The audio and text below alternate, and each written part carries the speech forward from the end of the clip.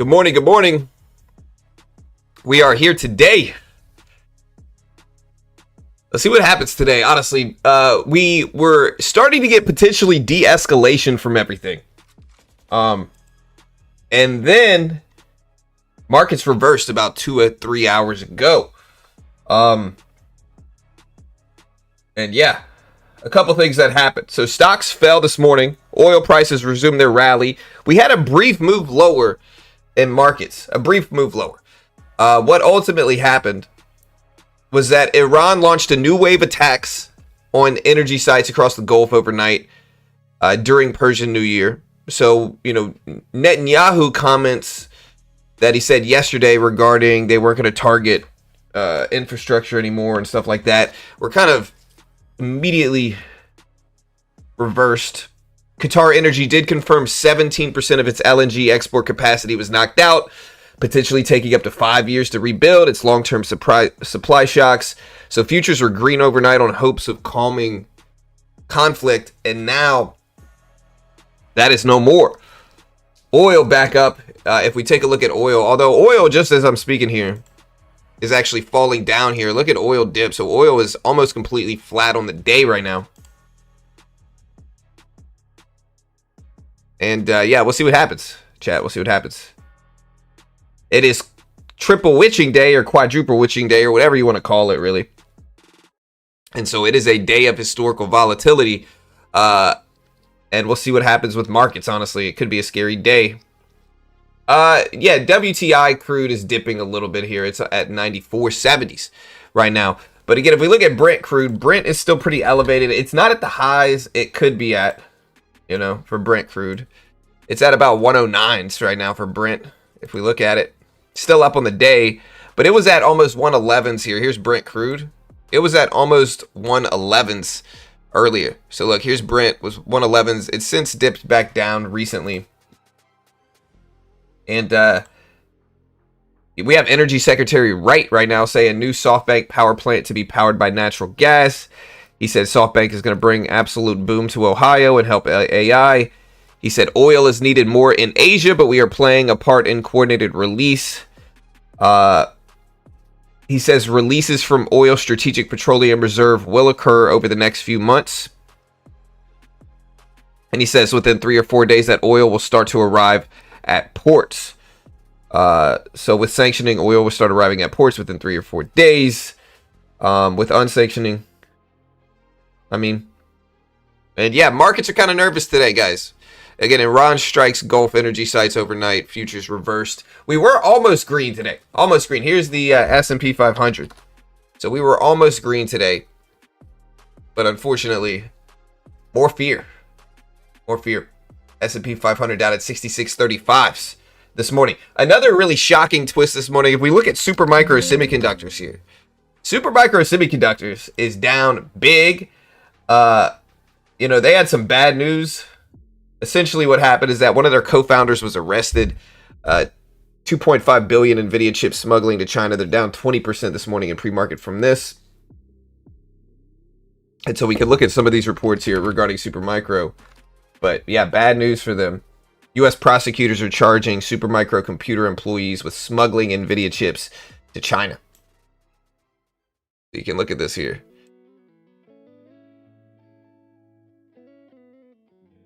People tied to an unnamed U.S. server maker illegally diverted billions in equipment containing NVIDIA AI chips to China, U.S. prosecutors said. Supermicro said one of the defendants was a co-founder and executive. Another was a manager, and the third was a contractor. So yeah, U.S. Attorney's Office, Southern District of New York, charged people involved with Supermicro with illegally diverting billions of chips in NVIDIA-powered servers to China. It was unsealed on Thursday. The U.S. government alleged that Wally and some guy named Steven worked together to violate the Export Control Reform Act. And Supermicro is not liking this at all, obviously. It's down to $22 a share here.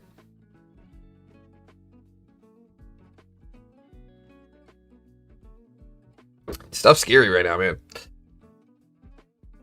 Yeah, it's triple witching day, a day of historical volatility in which all major contract types expire. And so That news is overhanging on markets as well. And yeah, we do have Energy Secretary Wright speaking right now. But just to recap all the breaking stories today, guys, we got a bunch of them. Again, Iran overnight, more attacks, Gulf energy attacks. Qatar LNG, 17% capacity knocked out. They say it's going to take 5 years to rebuild. We had Netanyahu de-escalation, but Tehran is vowing to continue. So Netanyahu said, hey, well, we'll hold off on attacks, basically, regarding infrastructure.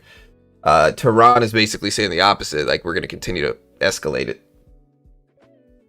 WTI crude sitting at 94s, just about flat on the day. So here's crude. You can see it's just about flat. Just about flat. And the S&P went negative here, where it was mostly break even. But the S&P reversed lows of 66.07 right now, 66.07. And we'll see what we get.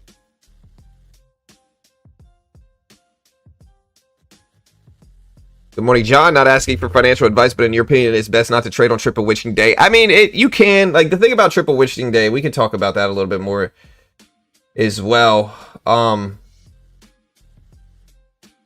Yeah, hold on. We're going to look at some stocks in a second. But triple witching day, this is the first one of 2026. So this is the first triple witching day of 2026. Stock options, index futures all expire simultaneously. So Citadel Security said the March index expiration is the largest technical event of the month. Approximately 35% of U.S. option exposure set to roll off today. This triple witching day also coincides with the quarterly S&P 500 rebalance. So index funds must make forced buys and sells. Historically, though, triple witching day, you see maybe 3 times normal volume. Median S&P return of -3 or -0.36%.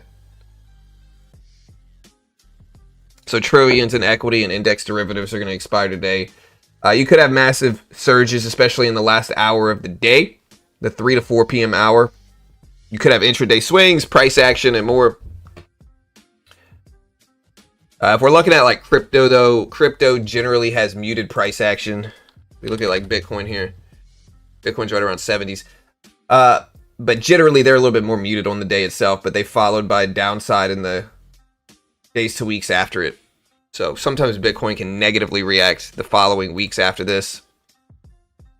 We did have some stock news. We had Energy Secretary Wright said unsanctioned Iran oil would be absorbed in the next 30 to 45 days.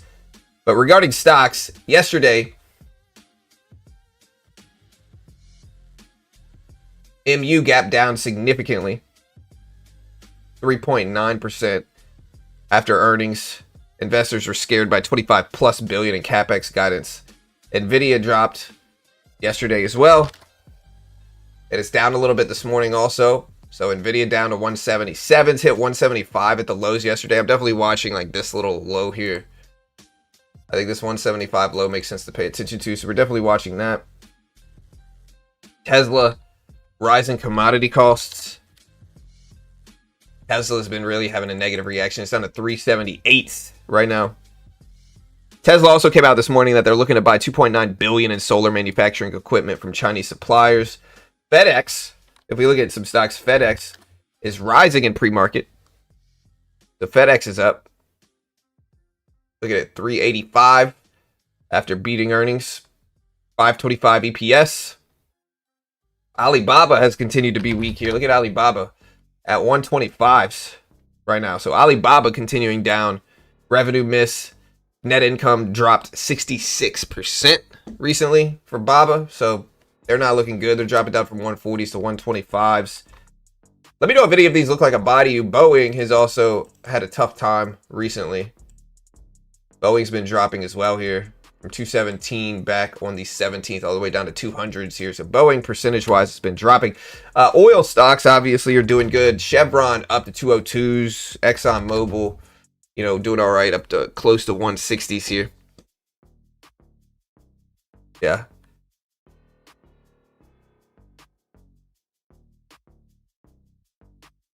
Hey, I appreciate the $10 donation. Satoshi says, market is not in fear. Some banker politician bet on the downside and now it's praying for a flush to get out, but market wants to pump. That's why I said I'm bearish on FOMC day and bullish on Friday for a pump.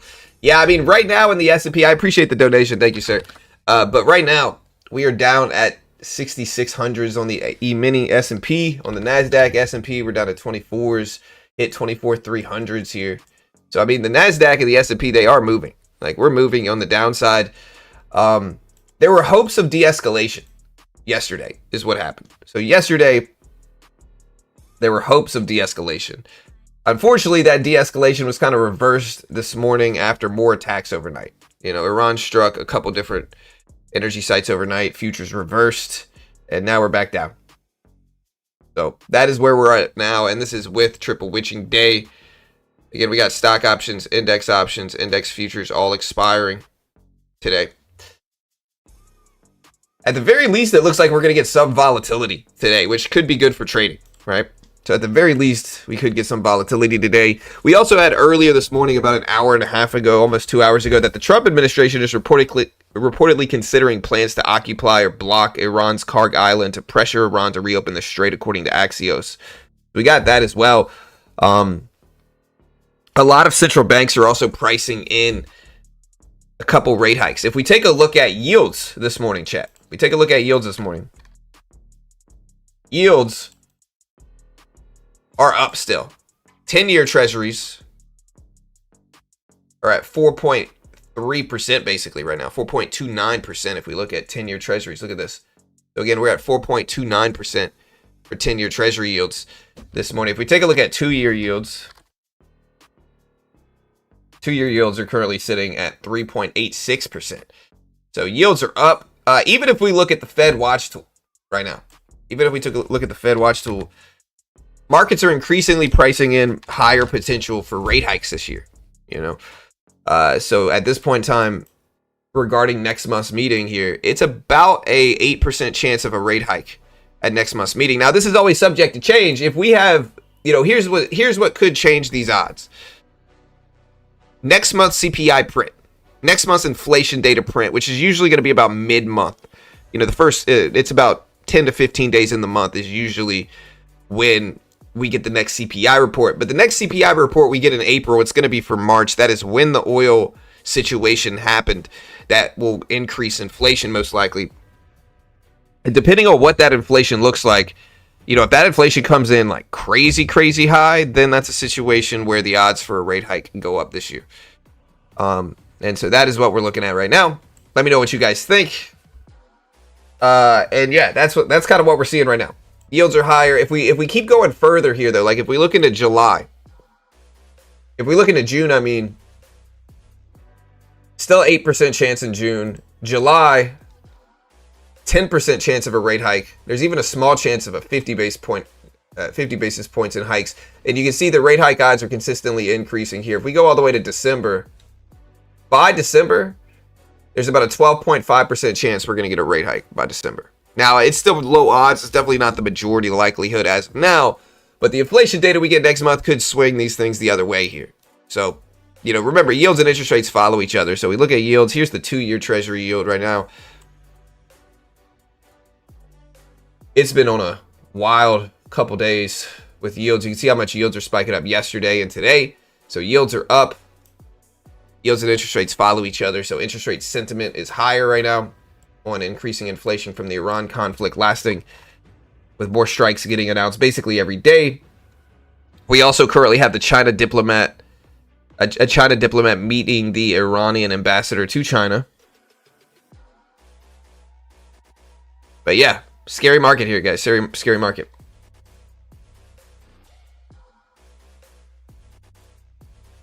Yeah, super micro semiconductors here, guys. Look at this thing, man.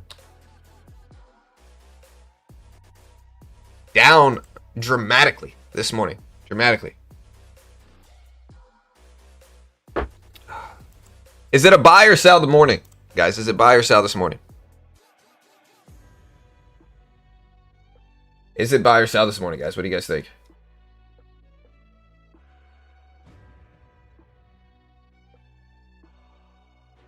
Let me know.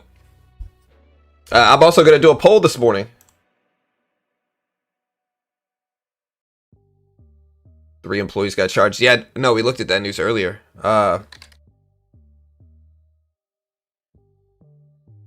With today's news and it being triple witching day, are you buying or selling? It's going to be the question.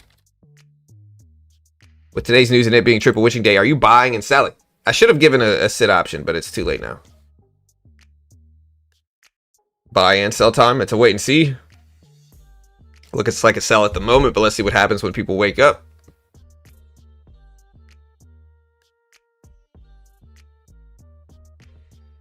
Let me pop my chat out so we can start displaying some of these comments. I'm shorting. I bought, somebody said.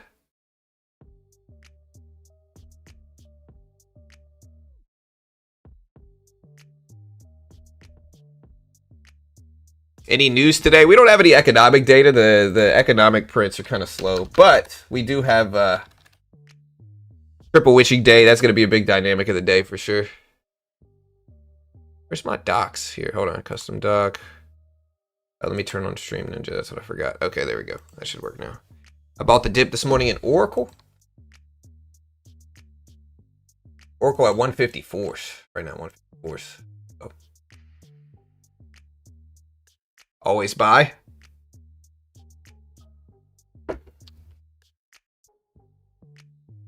Yeah, so we see somebody saying always buy today.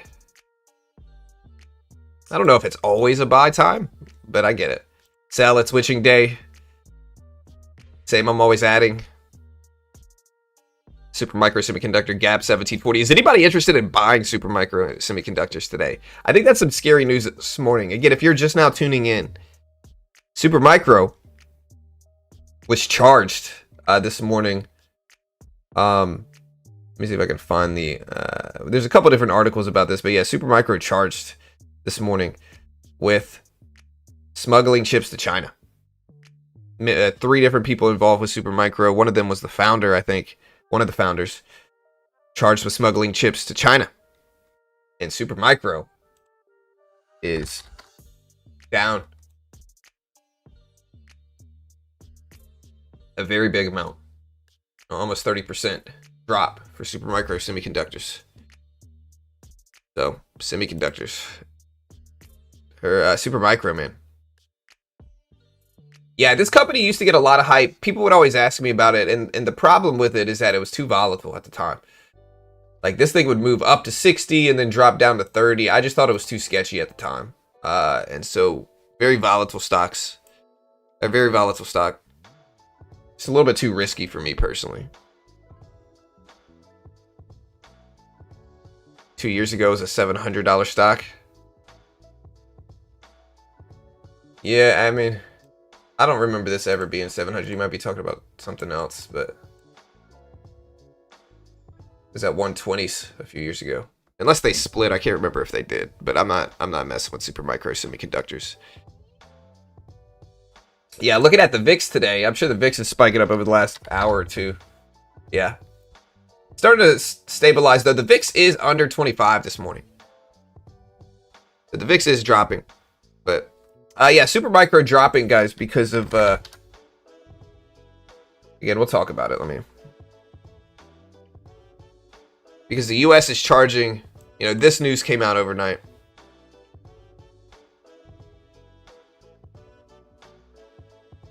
Yeah, so this news was released overnight. US prosecutors are charging Supermicro with smuggling NVIDIA chips to China. People tied to an unnamed U.S. server maker illegally diverted billions in equipment containing NVIDIA AI chips to China, according to U.S. prosecutors. U.S. Attorney's Office for the Southern District of New York charged an associate of an identified U.S. server maker with illegally diverting billions of dollars in NVIDIA-powered servers.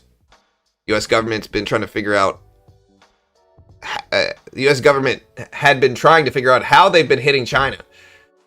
Like how some of these chips have been getting there without authorization. Anthropic, OpenAI face challenges from DeepSeek and Chinese rivals. But in the indictment, which was unsealed yesterday, the U.S. government alleged that these guys here, you know, kind of in unison violated the Export Control Reform Act. They're subject to strict U.S. export controls, barring their sale to China without a license. And remember, Leo is a co-founder of Supermicro Semiconductors and a member of its board. He controls 464 million worth of shares. So, yeah, Supermicro in trouble after some of this.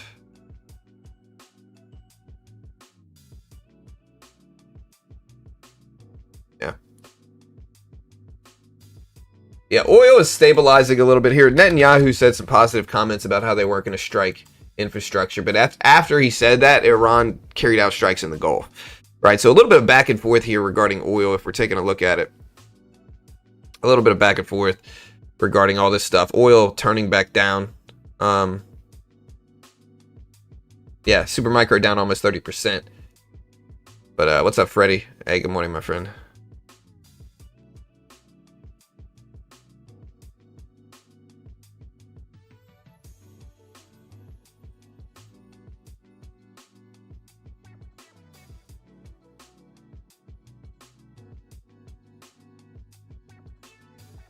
What do you think about OKLO? We can take a look at it. OKLO at 54.20s here. Had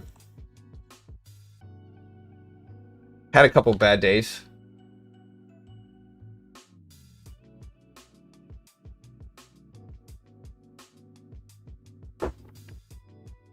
Their 1 month is not good, but maybe they're in a pullback. It's a nuclear company. It posted about a larger loss than expected for quarter four about a day or two ago. So negative reactions to earnings. Nuclear company. Maybe it's worth buying the dip, but we'll see. See. Good morning. Any thoughts on Supermicro? Yeah, I mean, I'm not touching Supermicro company here. Again, I'm not buying this. Even though it's down a lot, I think this is really bad news for them. The U.S. had been trying to figure out who was getting the U.S.'s chips over to China with getting around the export restrictions. And, apparently it was Supermicro's employees that were doing this. And so I think that's really bad for Supermicro. One of the founders was doing it. And yeah, I'm not touching this right now. I think it's really risky. I'm definitely going to watch it today, though, but I'm not messing with this.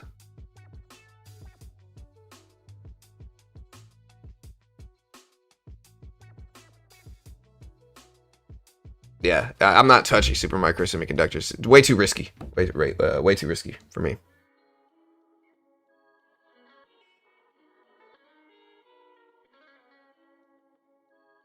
I don't use any of those glass half full, to be honest.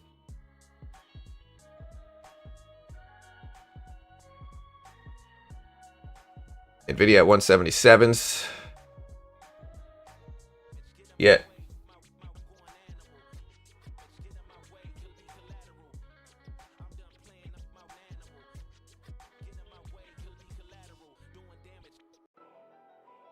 Yeah, I gotta change the song. The guy started rapping on there. I'm not usually. Alright. What do you guys think we get this morning? Did we do a poll today? I think we did, right? What did our poll say? Alright, let me log into this. Where's Brent Crude at? Brent Crude. We are gonna day trade some today. But Brent Crude originally spiked pretty high. It's now down relative to where it was. It's under 108s right now. And it's still kind of dropping here with oil. Here's oil. So oil mostly flat on the day, though. You can see the previous closing price is this light blue line for WTI crude. 94.60s right now. It's basically flat. Brent is a little bit higher, of course. There's a premium in global oil right now because of all the stuff going on. Here's Brent.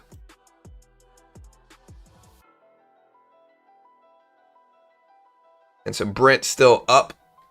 You can see some of the spikes here. If we put up a 5-day chart, you can kind of see the escalation in the price of oil. Was much higher on the 19th. Yesterday has fallen down some. It's at 107s for Brent.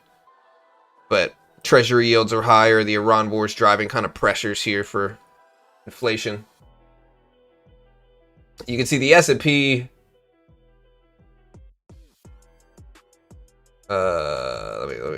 Let me edit this watch list really quick so it includes some of this stuff. Why does it tell me the SPY numbers here? Hold on. That work?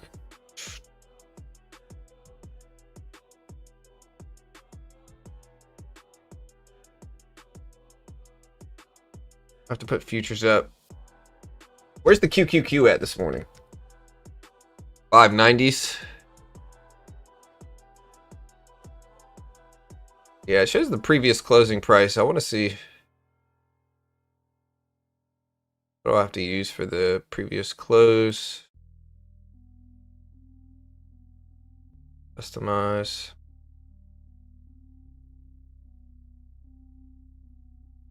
Look at last.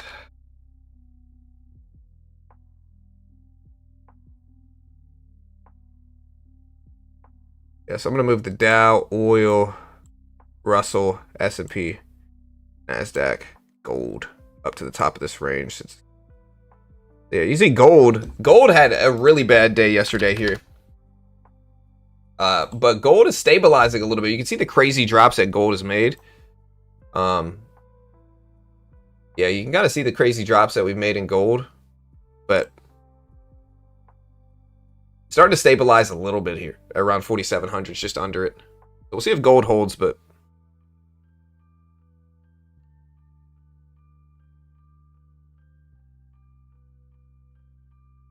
you can see Brent crude. You can also see 2-year treasuries showing that the Energy Secretary Wright says new SoftBank plant will be powered by natural gas. But yeah, this super micro story is bad. Here's the chat. So we did a poll this morning. We asked, with today's news and it being triple wishing day, are you buying or selling? We got 59% buy side on our poll here of over a couple hundred votes. 41% are saying it's a sell day. So 59% saying it's a buy day, 41% saying it's a sell day. We'll see. But y'all be careful today. It is Friday. It is triple witching day. It's the first triple witching day of this year. So you get it 4 times a year regarding triple witching day. It is the first one this year. If we take a look at Bitcoin this morning, guys, let's take a look. Bitcoin is sitting just at 70,000, but really over the last few minutes here, Bitcoin has kind of turned. So if you look at Bitcoin, here's a 1-minute chart on Bitcoin. You can see Bitcoin started to turn down here. Dropped from almost 71,000 back down to under 70.5K for Bitcoin, but it's holding over 70,000. I think that's an optimistic sign.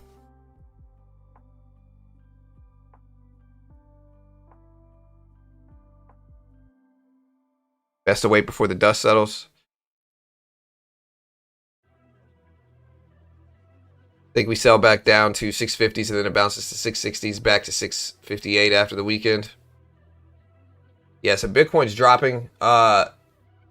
Silver, 72s though. So silver hit $65 an ounce yesterday on Thursday. It's back up to 72.30s right now, 72.30. So we will see what we get here. But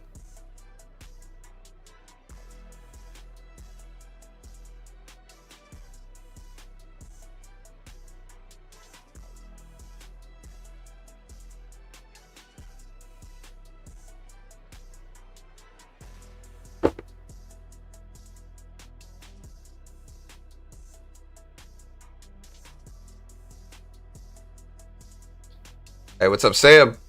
We'll never let it go below 69,420. Is that everybody's favorite levels there? You know? Alright, guys, hit the live button next to the play button. Put it in 2x speed. With no real breaking news today. Let me check, make sure. I don't think we have any big breaking news today. Next week is kind of slow as well here for stuff. But yeah, we have nothing really going live today at all. We got the Baker Hughes oil rig count at 1 o'clock today. Canadian inflation data goes live as well, but none of this is really going to move markets. And just a recap, guys. Again, just a recap.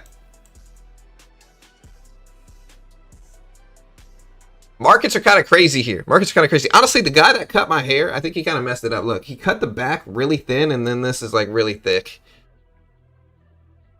They closed down my normal haircut place, you know, but it's all right. It's all right. Micron down 3.9%. It's the first triple witching day of 2026.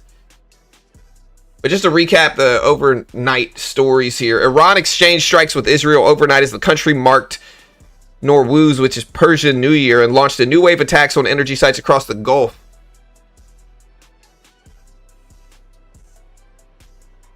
Hey, what's up, Kato?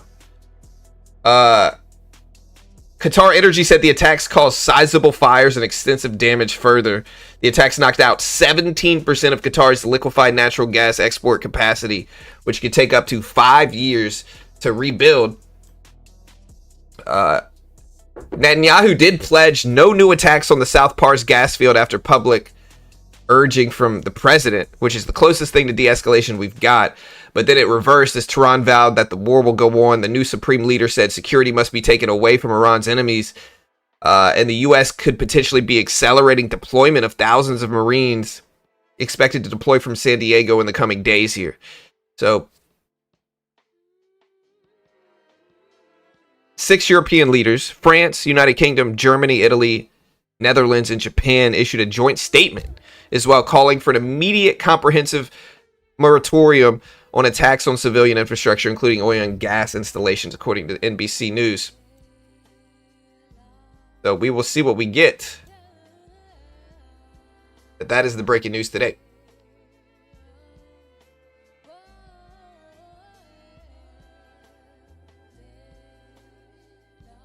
Triple witching day is when all major contract types expire. We have stock options, index futures. Eventually, the rumor is this summer we're going to be getting single stock options again. Yeah. So, social media glass half full is one of the best options for free. Yeah, so triple witching, quarterly expiration, happens 4 times a year.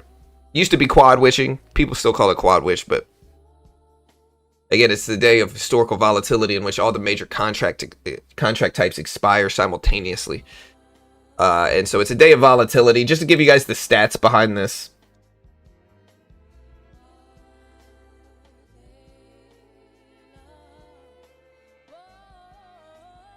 This is the first one of 2026. Citadel Security said the March index expiration is the largest technical event of the month. 35% of all U.S. options exposure set to roll off.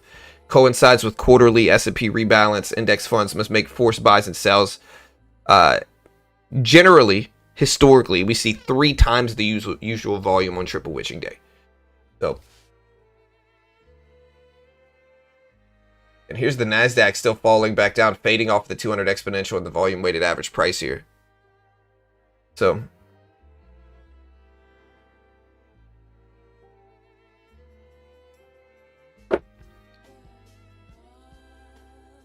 yesterday, gold hit its lowest level, down about 10% week to date. But we stabilized a little bit. Markets treating World War III very calm. I might trade this. If we get a little bounce to 590, I might short. I might trade futures.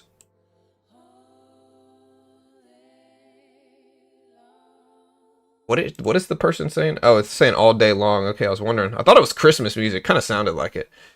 But I don't think it was. Yeah, I'm thinking about shorting the NASDAQ here. And I'm looking at the NASDAQ in futures right now. And we are dropping as I say this here. Kind of bummed I didn't take it, another position here.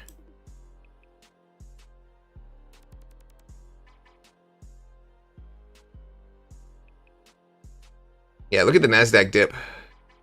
We did have a good day yesterday, day trading here. But look at the NASDAQ dip.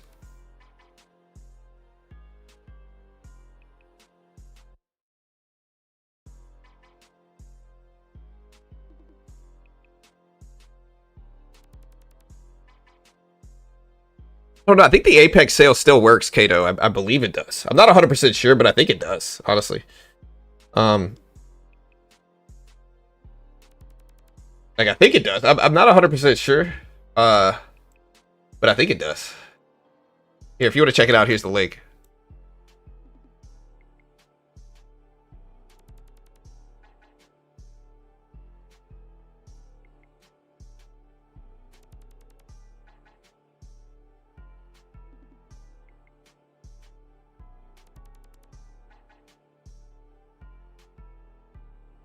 Who's Gus?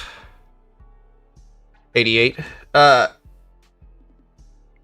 I mean, I'll look for a short. I see somebody asking, do you make more money trading or ads? I mean, listen, my channel's called Beginner Trading. I'm not claiming to be an expert. I never have. That's not been what my channel's about. You know, I don't sell a course. I don't even, you know, I'm not one of those guys that's going to act like they're the best ever so they can sell you stuff. That's just not what I do here, brother.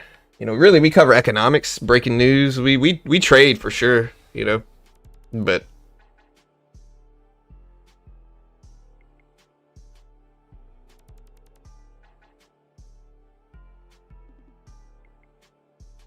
All right, so we'll see if we get a jump. I'll short if we get a decent pop up here. So we'll wait for it though. But I will short if we get a decent pop up. Let's see if we get it.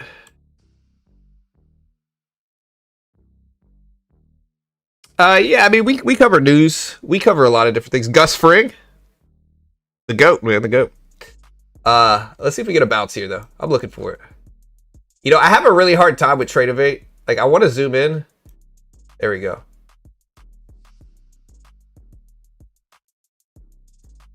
I'll short this top at 430, see if we get it. I might not catch it, though. I need to bounce to 430s, 440s.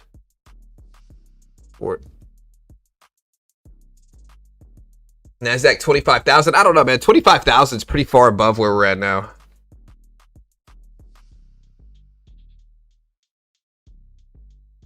Top 3 not claiming to be the best.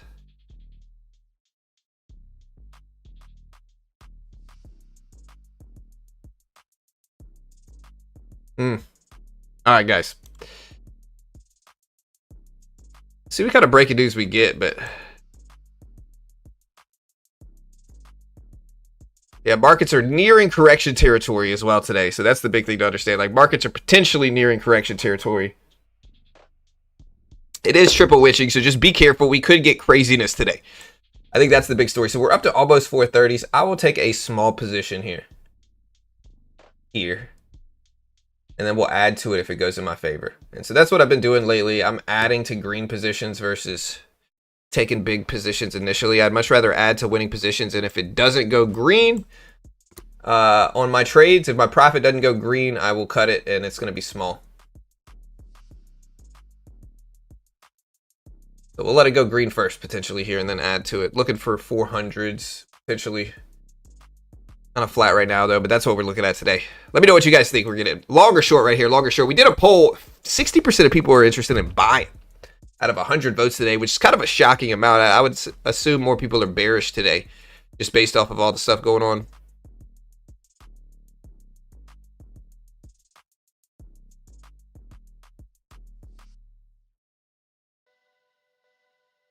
See what happens here. We're kind of flat right now. Long here. Do you think we might get a pump today since there's millions of puts expiring and calls? Yeah, I think it's possible. I think a lot of, I mean, it depends on levels here, really. VIX needs to go higher. Yeah, the VIX has fallen all the way down here to, the VIX is currently at 24s, under 25s right now. Now, it's not much under 25. It's at 24.90 basically. But the VIX is low. Low is relative. The VIX is lower than it has been. So the VIX is lower than it has been here. Hey, what's up, Faye Gamer? I'm bearish until the war ends. 25 plus. You think the NASDAQ? Oh, you're talking about the VIX. Yeah, the VIX is actually fading down a little bit on some of this rebound here. So I'll cut this. I'll let it test this resistance level. But if we firmly break over like 44s, I'll cut this. It's still pretty small. Pump this morning, dump this afternoon. Yeah, when all the options expire at the closing bell today, it'll be interesting. See what kind of volatility we get leading into that. So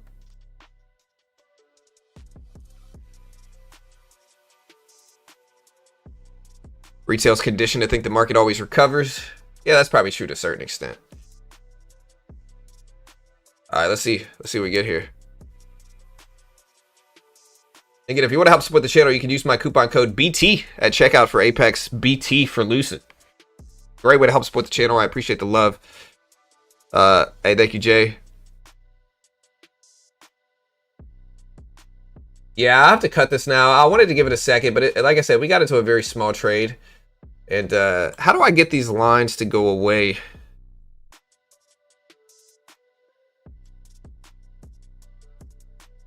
Yeah, here's the Q rebounding back up. NASDAQ popping back higher here. AMD's back over 200s. NVIDIA's still low at 170s this morning.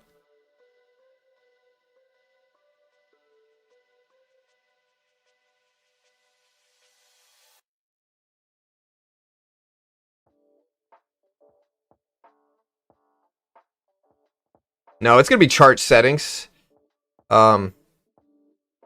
Yeah, I got it. I can get rid of trade lines. I figured it out. There we go.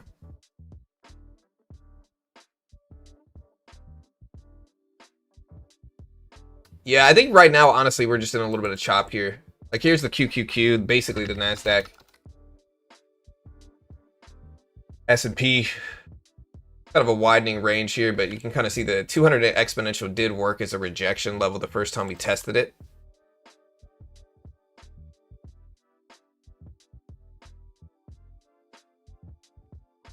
I'm not trading here, watching to see what happens on 66.51 on the E-mini for either a long or previous day high or another short.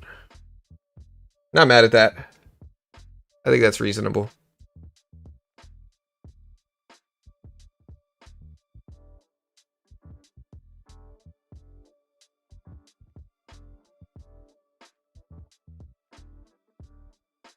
Yeah, it is triple wishing day, guys. So just be careful today, man. It is 30 minutes before 8:30. Super Micro. Again, if you're just now tuned in, Super Micro semiconductors down big today. Look at Super Micro. The reason they are down is because one of their founders and more were involved with a smuggling scheme.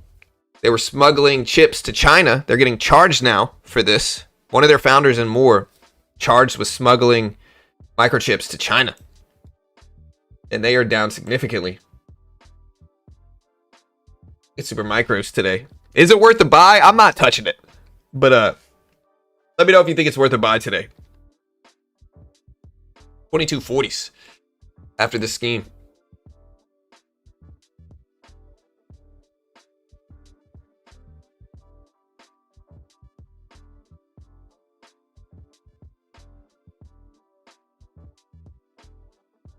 Buying opportunity, dude. I'm not touching this freaking thing, man. I genuinely am just nope. You're not talking me into touching this thing.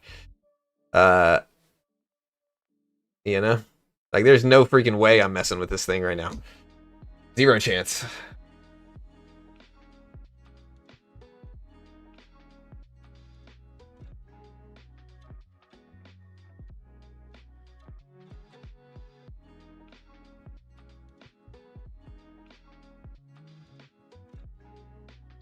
Yeah, FedEx topped earnings expectations and raised outlook, though. So if we look at FedEx here, FedEx is up to 382s right now. Again, they beat expectations, raised outlook. Super Micro is down almost 70% after the, again, U.S. probe into workers about smuggling NVIDIA chips illegally to China. A couple other small stock earnings today. But yeah.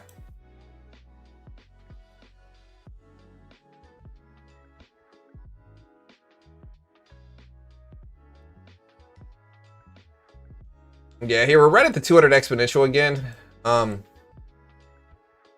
We seem to be rejecting that pretty firm on the NASDAQ, though, if you look at this. But yep, markets are down. We're looking at other breaking news today, though, but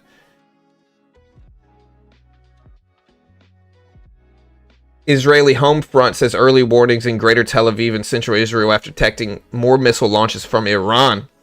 So air raids or sirens are going on in Israel right now regarding potentially more attacks. The Israeli media said damage caused by the fall of shrapnel in the city of Rehevat, which houses the Weizmann Institute of Science and Energy.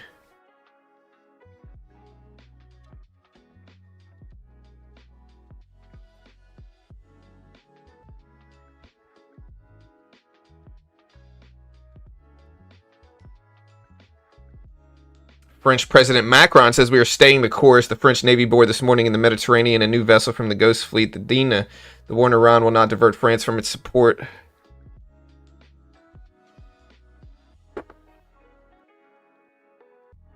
And yeah, it's Triple Witching Day is the big story. So Triple Witching Day, the biggest story of the day.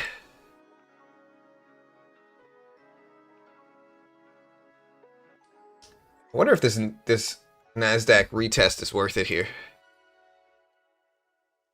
Is this NASDAQ retest worth it here, guys?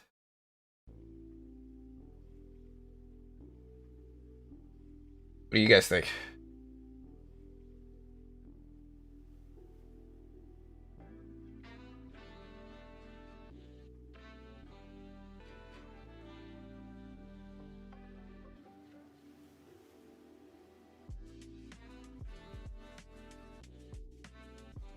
We'll break it.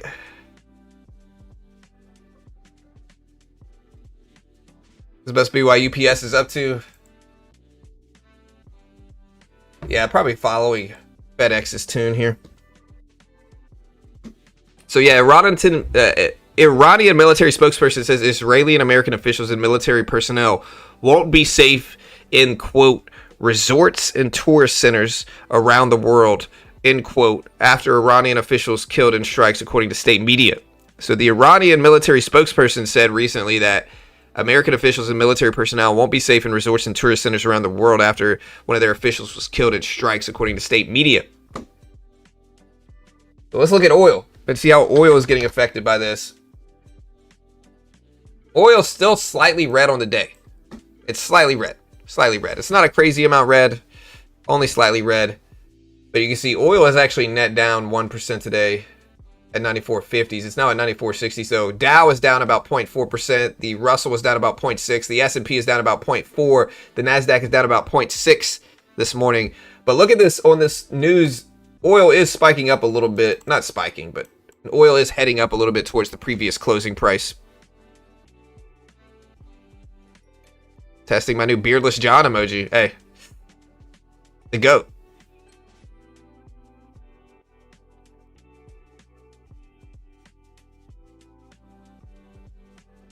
Fed's Bowman is speaking. They said Powell made himself clear about the future tenor at the Fed.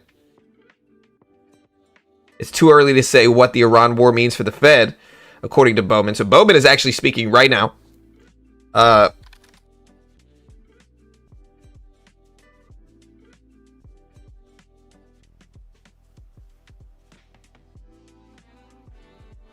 So we're going to continue to cover Bowman's speech here, but Bowman is now speaking live.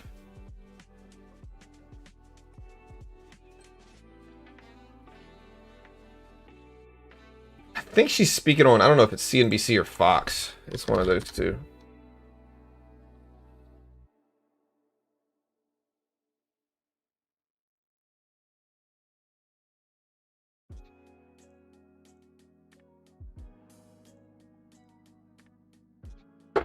Yeah, so if I look at the Fed calendar here,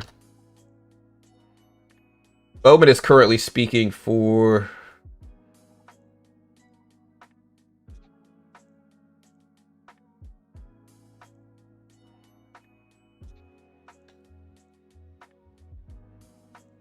I think it's in a Fox News interview.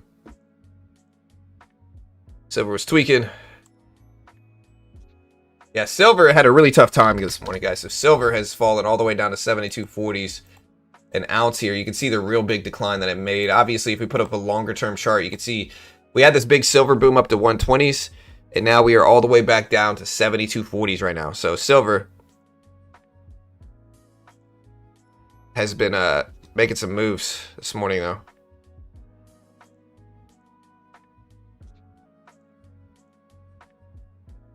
We'll see if it holds, guys. We'll see if it holds. So the IEA head has warned it could take 6 months to restore oil and gas flows from the Gulf, according to Financial Times. And Fed's Bowman did confirm that it's too early to say what the Iran war means for the Fed. So I'm going to put these news up in chat as well so you can see them. But yeah, that's what's going on right now. Markets are nervous here.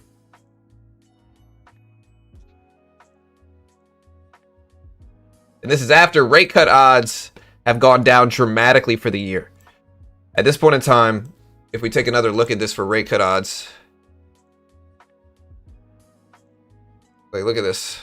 The odds have gone up for a rate hike. It doesn't mean we're going to hike rates, but the odds of rate hikes have gone up to, you can see 8.3% for April. 8.3% likely we will hike rates in April now. In June, almost 12%. In July, over 12% rate hike odds. In September, almost 13%. In October, still looking like a 16% chance. So these have gone up since the last time I looked at them earlier this morning here. So look at the odds. So there's a 60% chance we'll get a rate hike by October. December, there's a 15% chance. So we'll see. But it's still looking the majority probability that we are going to be keeping rates the same all year. Like, so the base case as of now in terms of yields, in terms of the Fed Watch tool, are showing that it's unlikely that we are going to raise or cut interest rates this year. So it's looking unlikely that we're going to raise or cut this year, to be honest. So see what happens. But Nasdaq super choppy in the last few minutes. It's Friday here. You know, we don't really have any big market moving event outside of triple witching day, but the Nasdaq, we could watch the volume weighted average price. If we get up to the VWAP up here at 24,520, I might short that, is what I'm looking at. If we get up here, I might short. Yeah, I'm going to do the same thing though. I'm going to start small and then add to it if it goes in my favor. If it doesn't, you know, it's not going to be the big, like a big miss. But we have to wait, see if we hit this volume weighted average price at 24,520 is what I'm looking at. But yeah, the VIX is actually falling down as I'm talking right now. So look at the VIX. The VIX is down to 2460s. On the VIX is looking weak. Triple witching is when all major contract types expire: stock options, index futures. So that's what triple witching day is.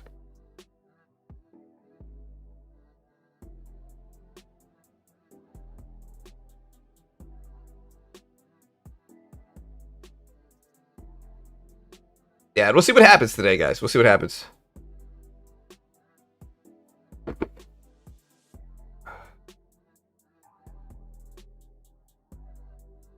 It is triple witching day. I think volume's a little bit lighter as of now, though. It just depends on what we see here. VIX is falling. I'll short the Nasdaq if it gets to the volume weighted average price, which we're getting closer and closer to here. I'm looking at breaking news. I don't see anything really that could be driving this. Bowman's still speaking right now. That Bowman says they wanted to make sure regulation overhaul was attentive to U.S. banks. So this is just bank overhaul news. They say working to modernize banking oversight. Yeah, blah, blah, blah, blah, blah. Let's see what else. Yeah, the IEA head did warn it could take up to 6 months to restore oil and gas flows from the Gulf. Bowman said it's too early to say what the Iran war means for the Fed. And Bowman says we'll let Powell speak for himself. Says Powell made himself clear about the future tenor at the Fed.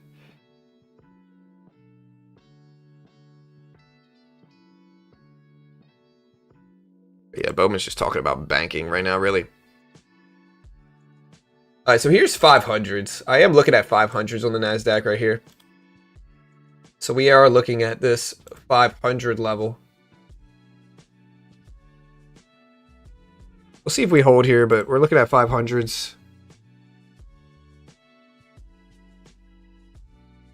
I'm worried we might reject here, and I'm not going to get my entry at 520s, but that's okay.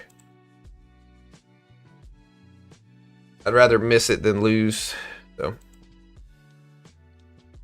And Bitcoin has rebounded from those drops. So we talked a little bit earlier about Bitcoin dropping down some. You can kind of see it has popped back up here though. The Bitcoin had this drop earlier. It's at the 70s if you guys can see this. But kind of retraced back up and now it's in a broad sideways trend here. Maybe top right here, low right here. So let's see if Bitcoin moves out of this today. A lot of the time during triple witching, Bitcoin's flat.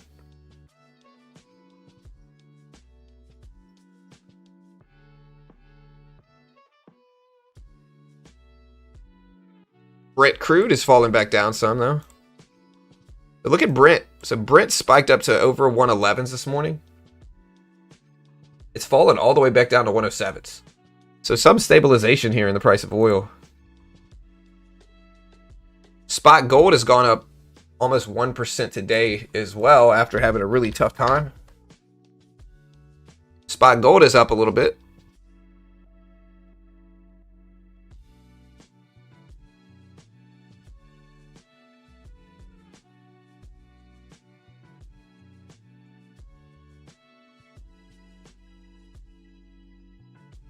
Yeah, super micro semiconductors is one of the big stories of the day, to be honest, and understandably so. Again, one of their founders and more in a scheme to smuggle, AI chips to China is rocking the stock down to 2280s. So it's been a rough time. Yeah, it really has been a rough time for super micro semiconductors. Still at 59% on the poll here.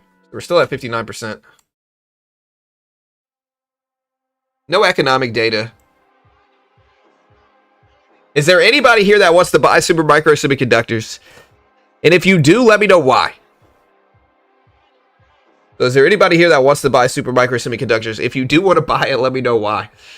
Because I'm not touching this thing. I know the cool thing is to kind of jump on the bandwagon with stocks sometimes. But I'm not jumping on this thing. It's at $23 right now. It's down a big percentage. I can't see it going any lower. 22 is low. I see most people saying no, no, no, no. But yeah, an opportunity to lose your shirt.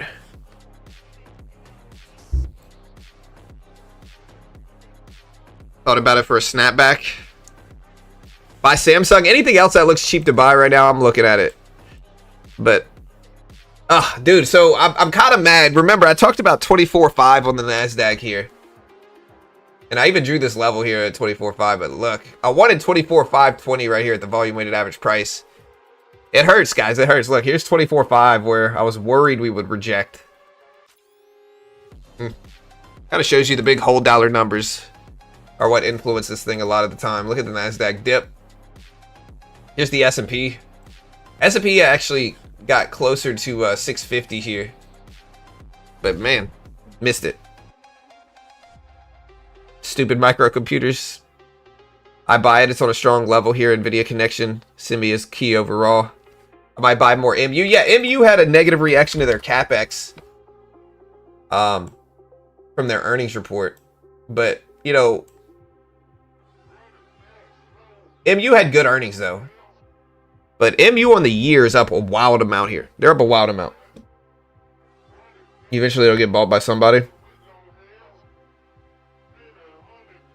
This is a new low for them.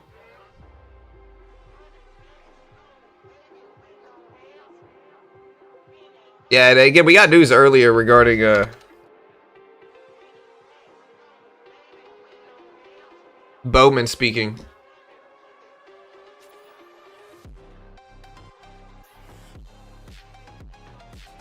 Bowman says, look at things like private credit are very closely. Yeah, Bowman's watching the things like private credit and the issues there really closely, apparently. I would too. I mean, private credit system has been scary, scary. Scary, scary. If you've looked into the private credit disaster, it's been really scary there.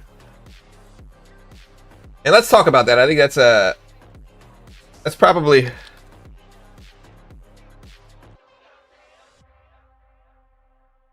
That's probably one of the good things to consider here. Buy back at the 200 exponential. I don't know. I'm looking on the NASDAQ here. I'd like to see the NASDAQ hit the VWAP, but we didn't quite get there. We got up to 24.5s. Now, maybe that we're back under the 200 exponential, it might get interesting here, but I really wanted 24,520 here in the NASDAQ, and I just kind of missed it.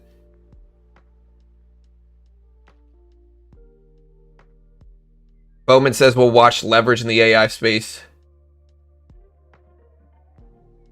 Also, the Federal Reserve recently released this article regarding prediction markets. So they basically said prediction markets offer a new market-based approach to measuring macroeconomic expectations in real time. They said we evaluate the accuracy of the prediction market implied forecast from Kalshi, the largest federally regulated prediction market seen by the CFTC. We compare Kalshi with more traditional survey and market implied forecasts, examining how expectations respond to macro events and how policy signals are interpreted by market participants. Our results suggest that Kalshi markets provide a high frequency, continuously updated, distributionally rich benchmark that is valued to both researchers and policymakers. And this makes sense here. Look, and this is published by the Federal Reserve. Like, look, this is published by the Federal Reserve. And again, I've talked about this a lot before, but in statistics, there's something called the wisdom of the crowd. So in statistics, there's something called the wisdom of the crowd. And, yeah.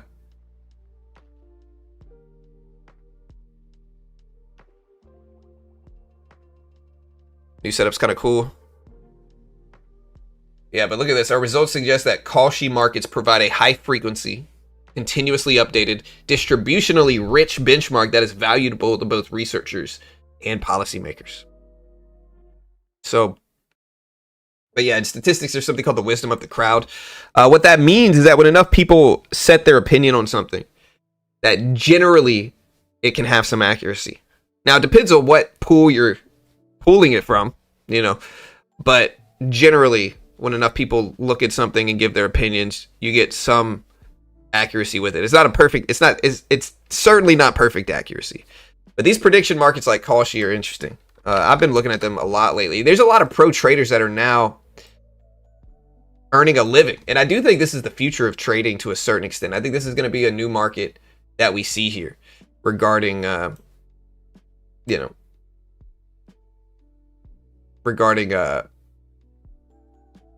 trading. I think this is a new market we're going to be seeing regarding trading. I think you're going to have a lot of people that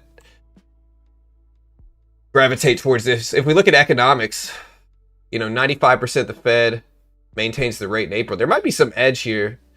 I think it's very probable, but I don't think it's as easy as like last month's pause. The Fed decision in April, 95% chance they maintain the rate, 3% chance of a cut, and a 3% chance of a hike. And I would normally say, hey, this is a pretty safe bet. And I'm not telling you what to do. Remember, we're not an investment professional here. We're not liable if you lose money. Always make your own assessment. Trade smart. We can't guarantee anything. Understand all this stuff on screen. I am not an investment professional. We're not liable if you lose.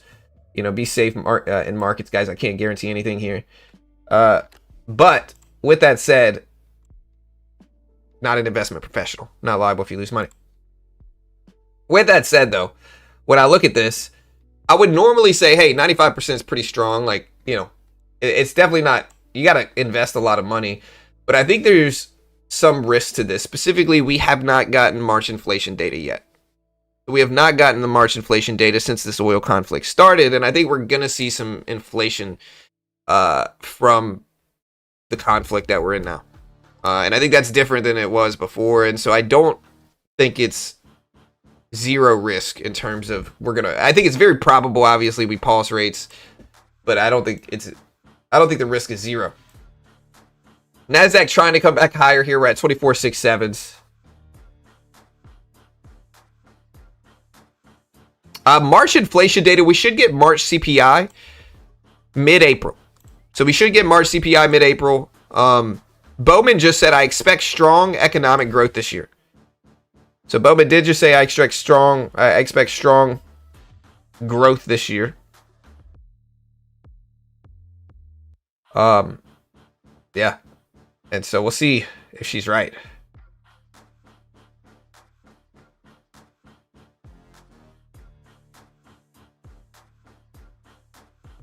Goldman says expect strong economic growth, allowing more competition in mortgage market, doing external review of Silicon Valley bank failure. Yeah, that was a while ago though. So does anybody think we're not going to pause rates next month? It's a question too.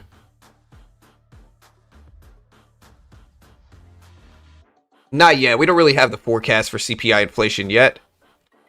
Why Kashi over poly market? Well, Kashi is more regulated. And so that's what I'm looking at it, because it's just the more regulated one. Poly market is recently entering the US market, but it's not, it hasn't been around long enough. So a lot of people use Kashi because it's the more regulated. It's been around and regulated longer here in the United States. I think rate cuts are coming, emergency type, most likely it's not as much of a shock.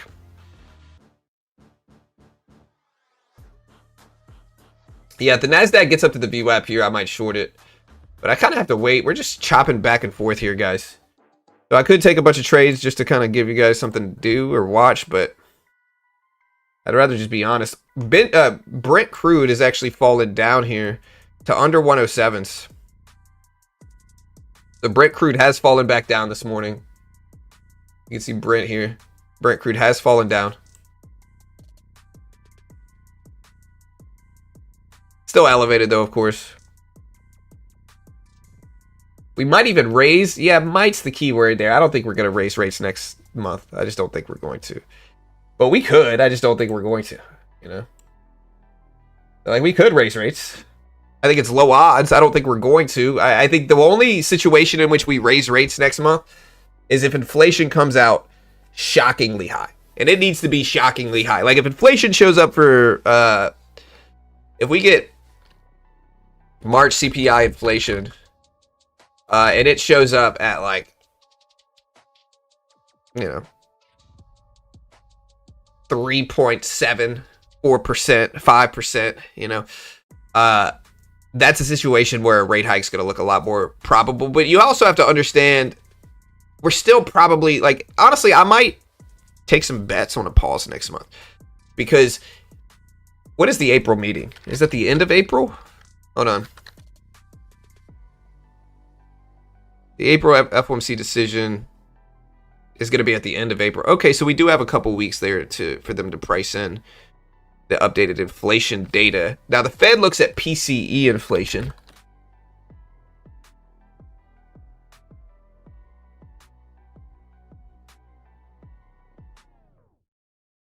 Yeah, so I'm trying to figure out when PCE comes out next month. See if I have a date here. April 9th. Okay, so, yeah. So, April 9th, we get PCE inflation data. I think. Yeah, so next release. Still looking at this here, but next, they say the next release is April 9th for PCE inflation data. That gives us like 3 weeks. So if inflation data, specifically with PCE inflation,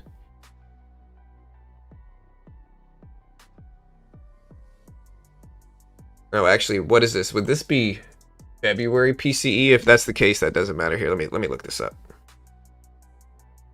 Well, Canadian retail sales and PPI affect markets at 8:30. It might affect them a little bit. We'll watch it. I'll cover it when it comes out, the news. But I don't think it's going to make any big swings here in anything. We'll look at what Canadian PPI shows up at. Canadian retail sales as well. It's for February, so it's not going to include the oil premiums either for the Canada data. But we'll cover it in 3 minutes. You know, it's something. Could Nvidia buy Supermicro? Yeah, I mean, they could. I don't know if they're going to.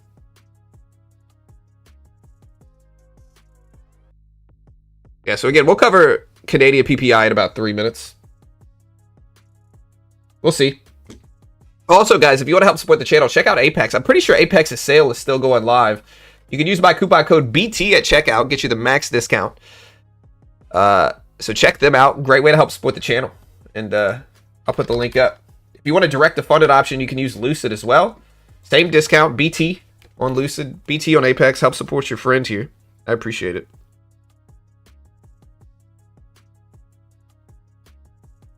And honestly, I've been sick for a few days here. So I'm just hoping I feel better. Hey, thank you, Kato. I appreciate it, friend. Thank you, brother. We don't have any 8:30 economic reports, but we do have Canadian PPI, and we'll cover it when it drops in about 2.5 minutes.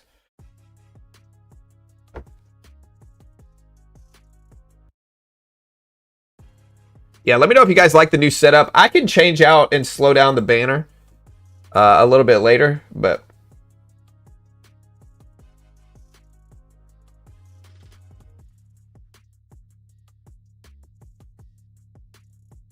Spain announces $5 billion aid package to curb the impact of the Iran war, according which confirms earlier reports. Again, Spain announces a €5 billion aid package to curb the impact of the war.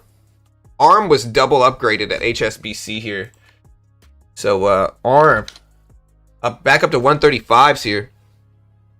Also, the White House recently released a national AI framework, and the Trump calls on Congress to remove barriers to AI deployment. Bowman says she has penciled in 3 interest rate cuts. This year? 3 interest rate cuts? I mean, I don't think we're going to do 3. I think 3 is excessive. I don't know if we're going to do 1, to be honest here. Here's the Dow today, guys. I think 3 is excessive. Dow hit 46,000 even, almost, earlier this morning. In order for us to cut rates 3 times, we would need to have drastic weakness in the labor market that continues all the way to the second half of the year. We'd have to have negative GDP, and ultimately we'd have to be really close, if not in a recession, to justify 3 rate cuts towards the end of the year. And in the Fed's mind, I'm not saying I agree with it, but in the Fed's mind, I think that's what it looks like. 45 seconds here until we have Canadian PPI inflation data.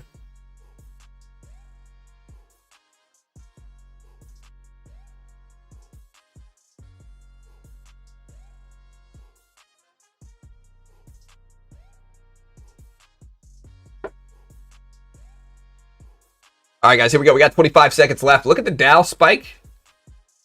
The NASDAQ spike again. We have Canadian inflation data. Not a big release, but it's something. Yeah, I got you, Stoic. All right, here we go. Here is the report. Hit the live button next to the play button. We'll cover the Canadian PPI data. Maybe we'll see fears in inflation. Look at the NASDAQ spike. Here's the data right now. Canadian PPI all showed up lower than expected. Month over month for February, 0.4 versus 1.1 expected. Core retail sales in Canada, 0.8 versus 1.2% expected.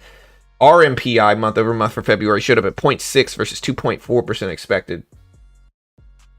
So lower than expected inflation data by the land of Canada. But yeah, again, I don't think this is market moving really. Year over year, Canadian PPI showed up at 5.4% for February. Month over month, 0.4 versus expected 1.1. So lower. So let's see what happens to markets. I'd love a VWAP test of 24.5s.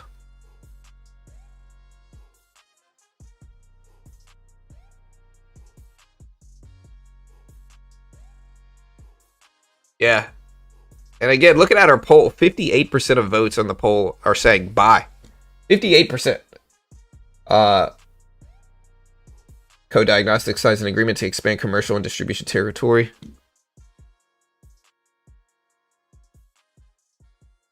Yeah, I mean, we're rejecting at this 24.5 level. The 200 exponential, we're just kind of sideways here. Like, the only thing I'm worried about is, like, since it is triple witching day and all the major contract types expire at the end of the day today, maybe we'll get chop leading into it.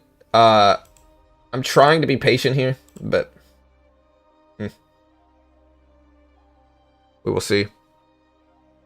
We should probably raise interest rates. Somebody says 50 basis points over 2 rate hikes by the end of the year. Markets are dropping after the Canadian data. Yeah, I mean, not significantly.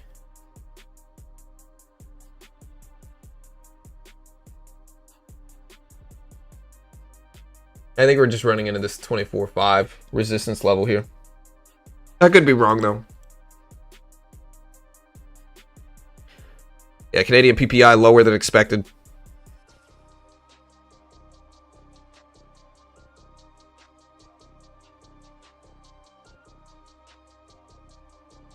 Chop all day, trade the close.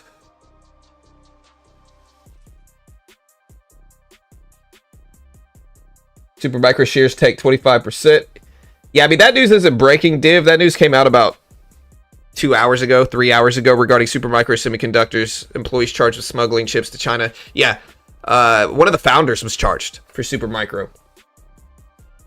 So, yeah, that's really bad for Supermicro. They're down almost 30% this morning. And I'm not touching that stock. I am not touching Supermicro Semiconductors. It's too risky. But yeah, definitely bad news for Supermicro Semiconductors. Bowman came out this morning with this article, though. Look at this article. I'm going to put it up in chat. Still projecting 3 rate cuts for 2026. Will we bounce at the 200 EMA here again?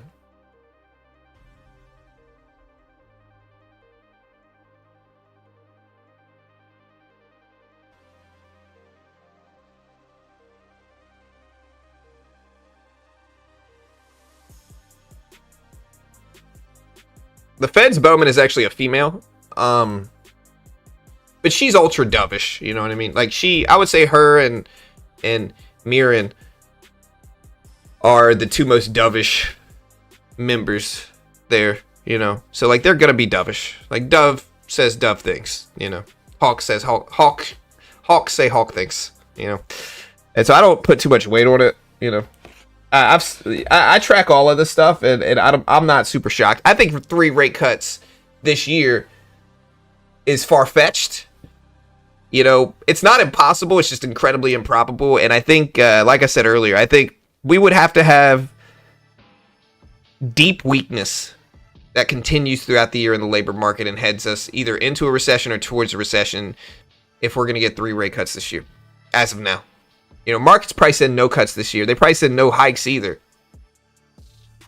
But again, next month's inflation data is going to be the biggest story of all this stuff, right? So next month's inflation data is going to be the biggest story of all of it. Like, how much does oil impact the inflation numbers that we're getting for this month in March? That's the big story. First one I think we're getting is PCE inflation, but you know.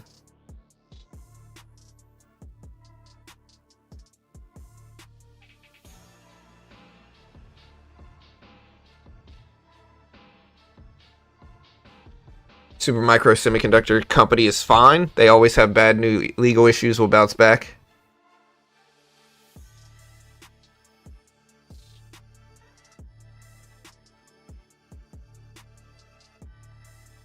Yeah, we have Michael Saylor.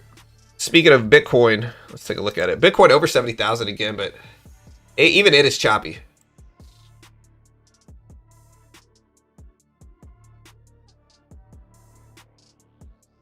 New ticker's hard to read. Yeah, I mean, I can slow it down. Look. All right, enough.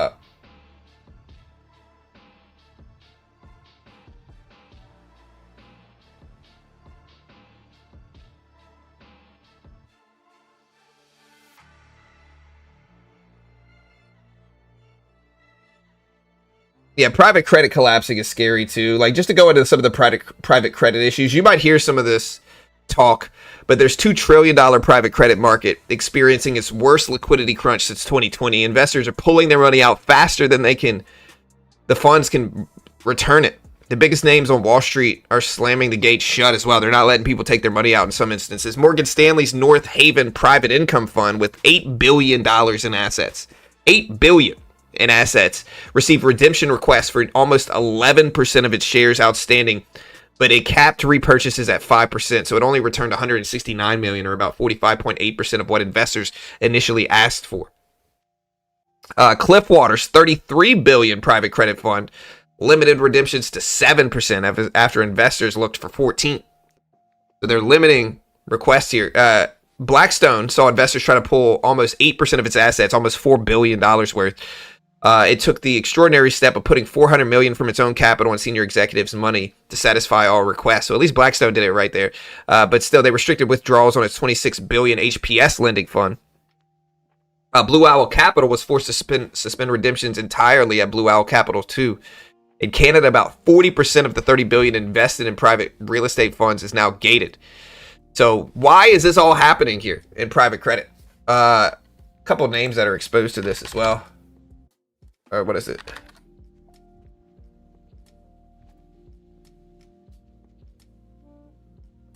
Yeah, look at this. Bank of America exposed. So this is part of what people aren't really talking about, but people are ultimately worried AI disruption will be a catalyst to drive defaults higher in lending. They expect direct lending rates in defaults to reach 8%, which is close to 2020 peak. Private credit funds lent heavily to mid-sized software companies, is what this is. Software has been under fire. If you haven't been paying attention, AI is threatening to erode software. And so software companies earning power and, their ability to repay loans, that's there. Morgan Stanley estimates software exposure among direct lenders at 26% of their portfolios. And so if this AI fear materializes, Morgan Stanley is estimating software exposure among direct lenders at roughly 26% of their portfolio.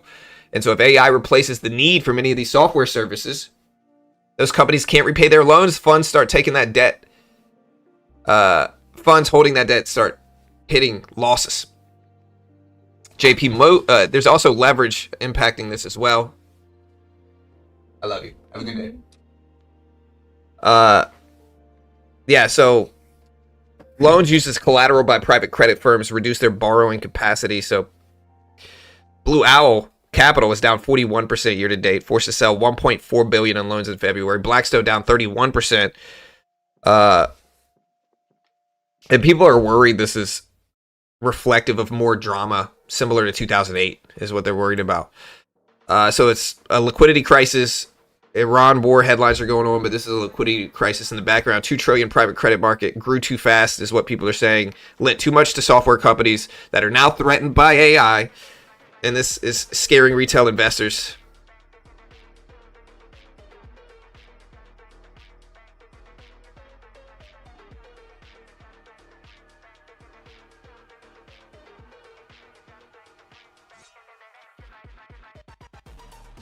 Yeah, one of the big names behind all this is OWL. Look at OWL here. They are down over 50%. If we look at a longer term chart,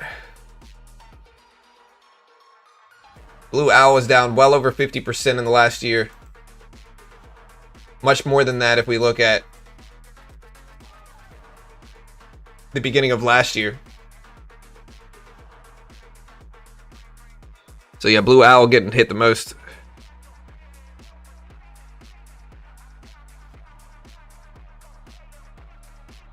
I'm also proud of Powell for not cutting yet. The president would like negative interest rates. Yeah.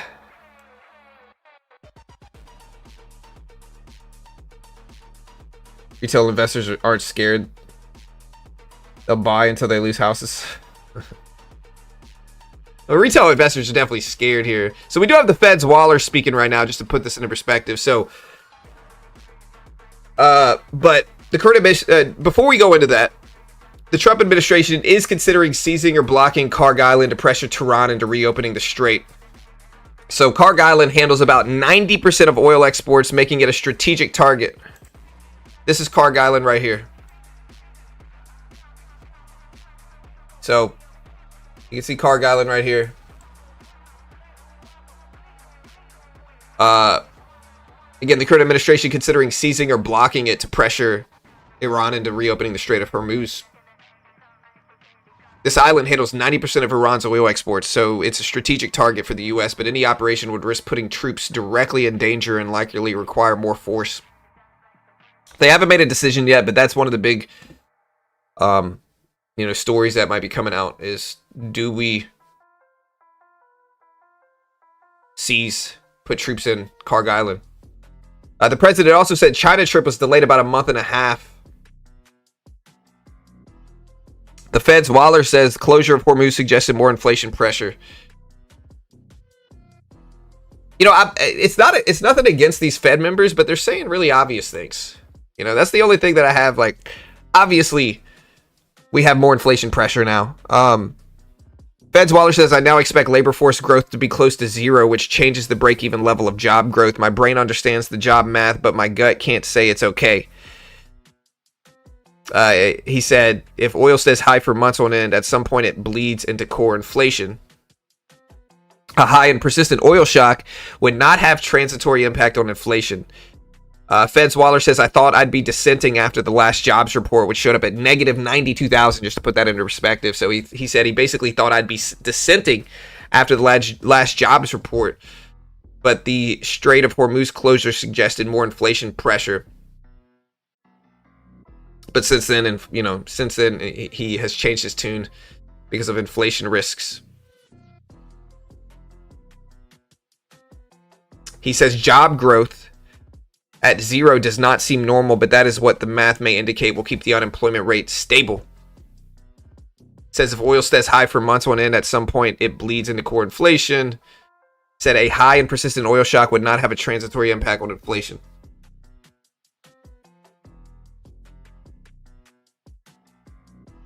Where's the NASDAQ at? Yeah, that 24.5 level maybe should have been the level I shorted here, but it's okay. We're now under the 200 exponential, heading into the opening bell now.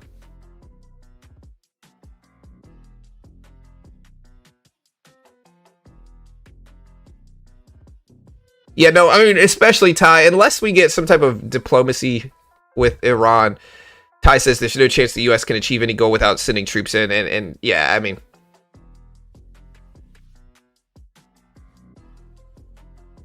Hey, what's up, Tiny? Happy Friday. It is Triple Witching Friday as well. Yeah, it's Triple Witching Day. It's a day of historical volatility where all major contracts expire simultaneously. I haven't done this today yet, but let's do it again today. So I haven't done it today yet, but let's do it today. Where are you guys from this morning? You know, it is Friday. It is Triple Witching Day. Cheers to you. I got my Dunder Mifflin mug here.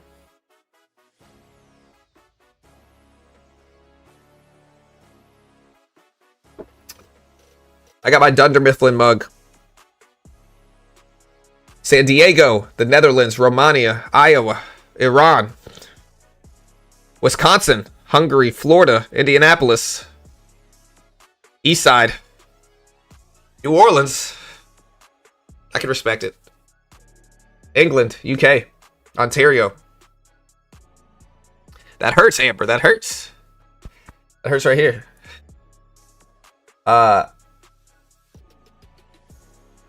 Scotland, I can respect that. Again, this one hurt right here. I see you guys. I see it. Central Maine, Kansas, Arkansas, Los Angeles, Ohio, Southern California, New York,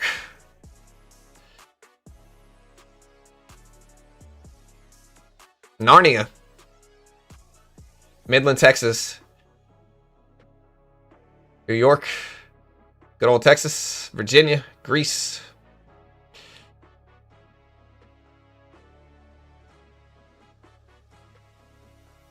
Tennessee. Yeah, NASDAQ's kind of flat here, guys. That maybe we could attack choppy trends, but undisclosed location. Nextech is launching blockchain ticketing on the ETH network with Coinbase. See that news? The IEA head says even if the war ends soon, he said it will take a long time to have oil and gas rehabilitated. It will be 6 months for some sites to be operational, others much longer, he says. So I'll put this news up in chat right now. But the IEA head says even if the war ends soon, it will take a long time to have oil and gas rehabilitated. It'll be 6 months for some sites to be operational, others much longer, according to Financial Times. On the previous oil release, but pointed out that such releases would not solve the Middle Eastern energy crisis. The single most important action is the resumption of transits through the Strait of Hormuz, he said, according to the Financial Times. Look at the NASDAQ pop. So the NASDAQ's popping up a little bit here. Let me see if we have any other breaking news, but the NASDAQ is jumping up here. Waller says if tariff effects don't roll off by the second half of the year, it'll be tricky. Says market pricing is not shown in de-anchoring of the expectations. Investors understand inflation will drop as tariffs roll off.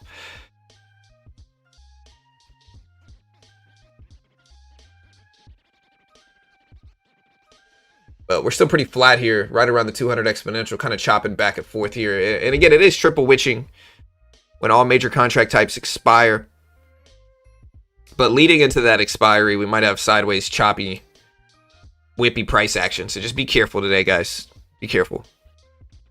Like, just to give you guys some stats behind triple witching day. No, I mean, I hold some names too. I definitely don't just day trade.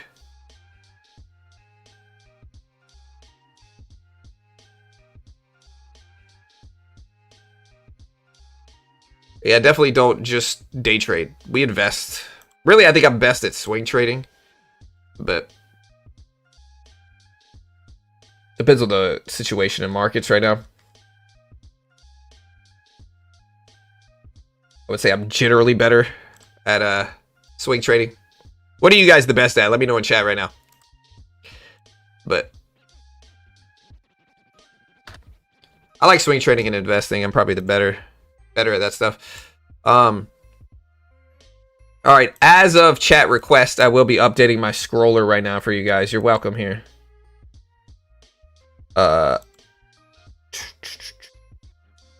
Spending money.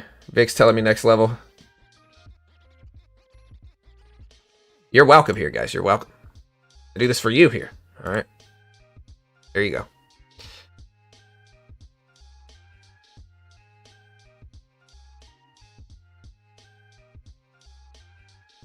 Swing best keeps count alive. Losing money. Buying the top. Commodities.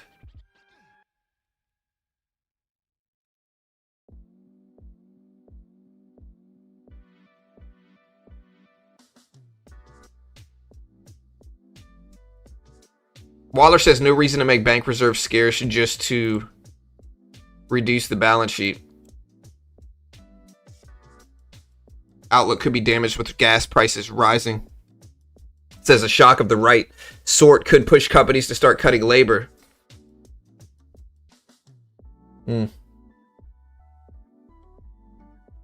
Today's big news is that it's triple witching day, but right now we've honestly been chopping back and forth for the last hour really here. The NASDAQ hasn't really gone anywhere. The S&P hasn't really gone anywhere either. So we're just kind of sideways chop, honestly, so far today. Not doing too much here.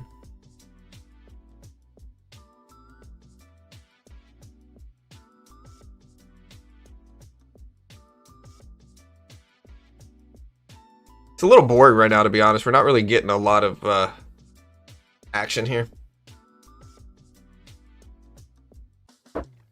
It's not technically quad witching. It used to be triple witching. Or it used to be quad witching. Now it's only triple witching day.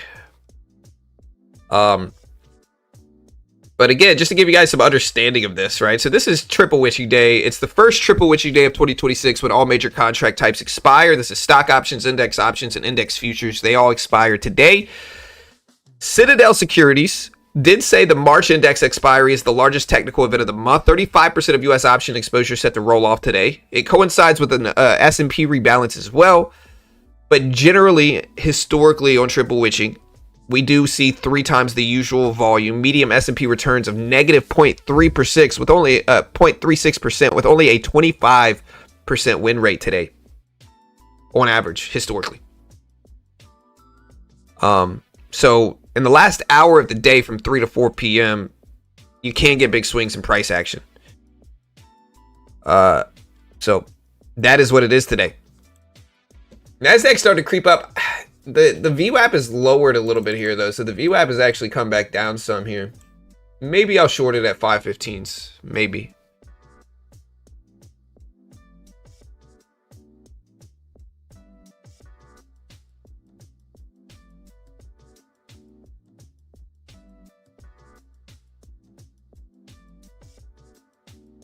Starting to creep back up. I think the first level on the NASDAQ we have to get over is 24,500s right here. We got to get over that.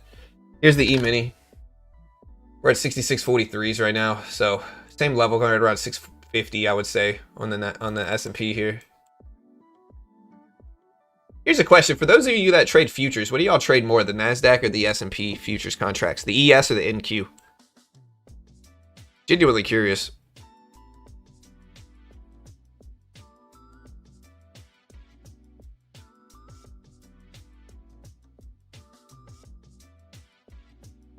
Y'all talking about sports in the chat right now? S&P, Nasdaq, S&P, mini Dow, S&P, Nasdaq, Nasdaq, S&P. It's in the game. Is that a EA quote that I hear right now? Nasdaq, Nascrack, Nasdaq, micro Nasdaq, soybeans. I don't know about all that stuff, man.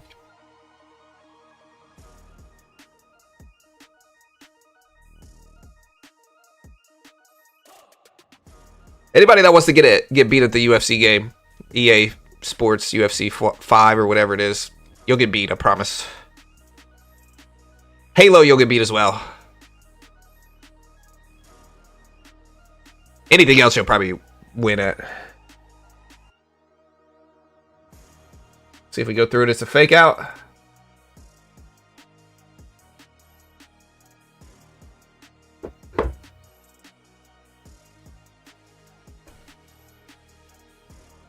Orange derivative.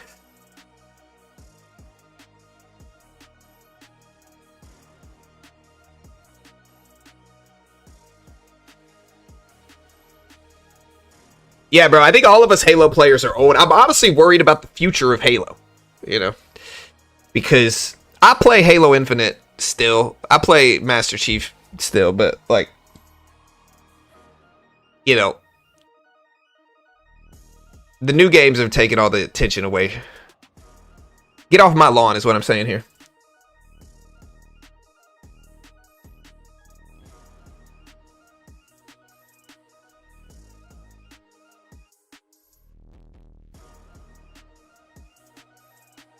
Yeah, my daughter was telling me that "onk" is a bad word now. Honestly, guys, like, young people switch up so much. "Onk" used to be a good thing, a sign of respect. Now it's like a negative, you know, a negative thing. Anyways, we're watching the Nasdaq here. We're pushing up to 24.5s.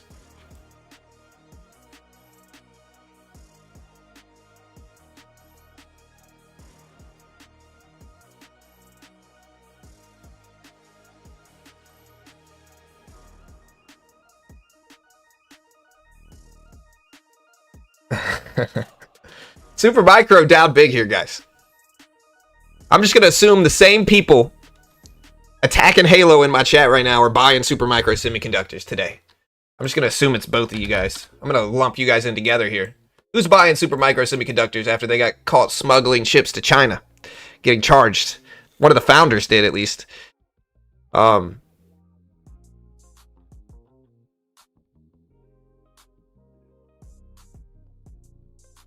Yeah, I'm gonna assume y'all are the same guys here in chat right now.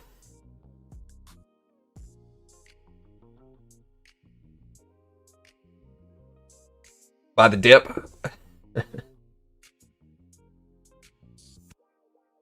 Depends on the context. Term of reverence.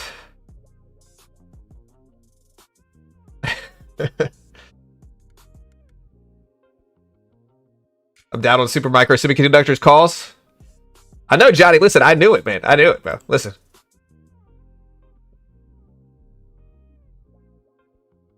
Y'all get off my lawn right now. All right.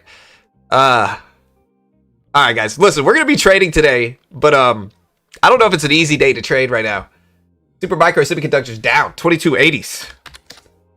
Nasdaq still testing this 24.5s. I have to wait for it to break over this level. Maybe I'll short the VWAP if we get up there and look for a rejection back down.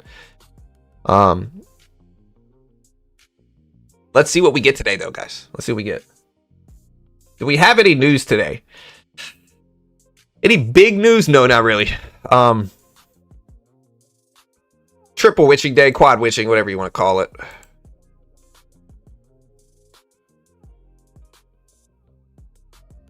But the news is kind of light. We got Waller spoke earlier, talking about 3 rate cuts this year. Obviously, I disagree.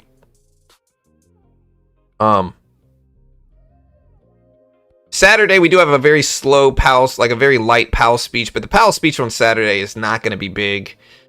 He's not going to be able to say, I don't think he's, let me see what it's, watch him say something about economics and shock the markets, but if I look at the FOMC, try to see what the speech is scheduled for regarding Powell. It's on Saturday.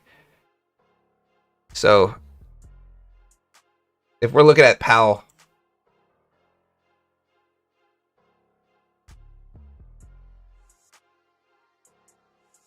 brief award acceptance at the American Society for Public Administration annual conference.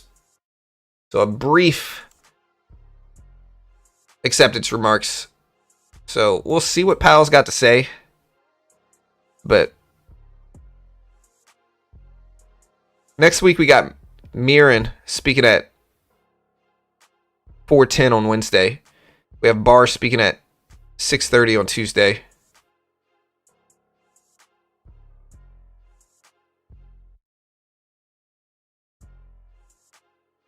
Yeah, so far we're still kind of light.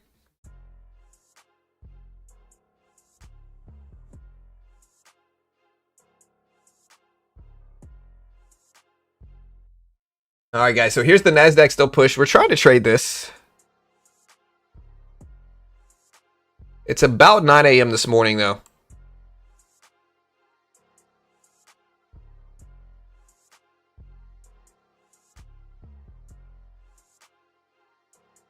Gold and silver will pump 5%. Yeah, what's your username, Blaze? Send me it in Discord, brother. Or your gamer tag. What do you, yeah, send me your gamer tag. Alright, guys.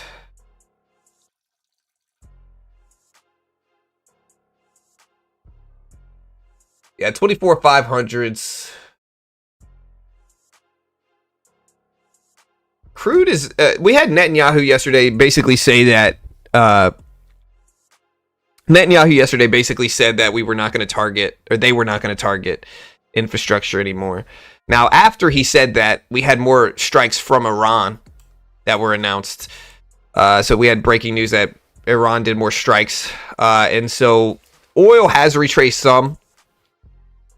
But I think oil is just kind of pricing in a lot of stuff. I don't necessarily think people are optimistic the conflict is going to end anytime soon. I think we're just stabilizing some. And here's Brent. I think we're just stabilizing some after all the craziness that went on. Brent's right around 107s. Went as high as 111s this morning, but then kind of fell back down here. So that is essentially what happened.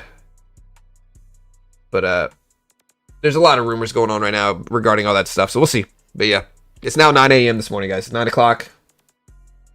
Very boring day here, to be honest.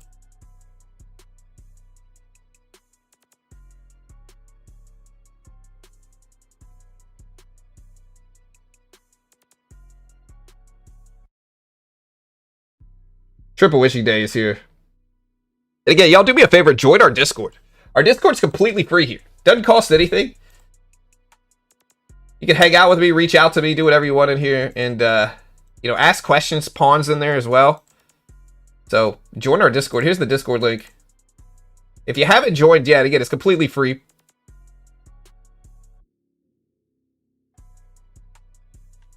There's the link right there. Let me know if the link works. If you do try to join, just let me know if it works. It should work. I'm pretty sure it does. All right, so again, NASDAQ now over 24 fives. I'm looking for 510, 520. I'll short this if we get up to 510 or 520. We still have 30 minutes left until the market opens. So I will take a short if we get it here, but we got a little range to get up here. We are slightly down on the day. Slightly down on the day.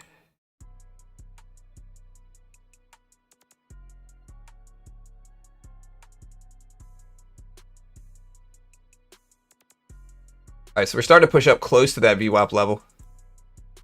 Markets are kind of rebounding, though, here. Look. We're up to 510s.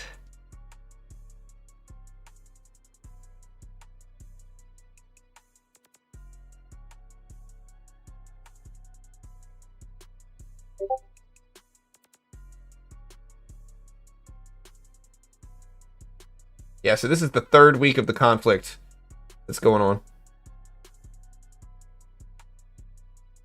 Man, if we rejected 510s and don't get up to 520, even 515s, I might cry here. I might cry.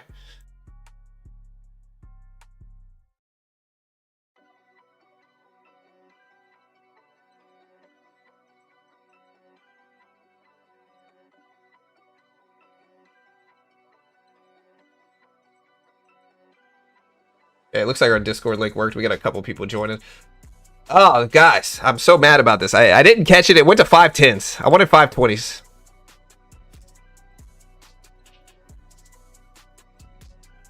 How could it do this to me?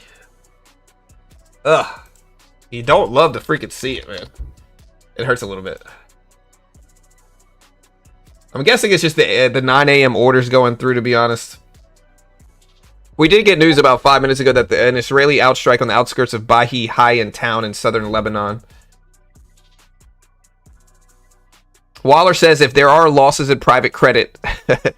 Waller says this quote, if there are losses in private credit, it is, quote, a bunch of firms and rich people, end quote.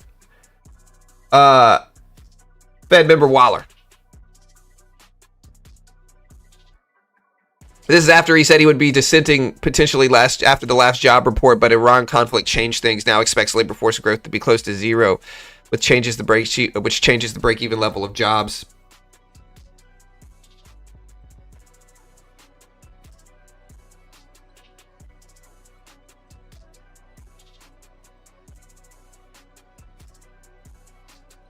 Get out of what, Serpent? I'm not in anything, brother.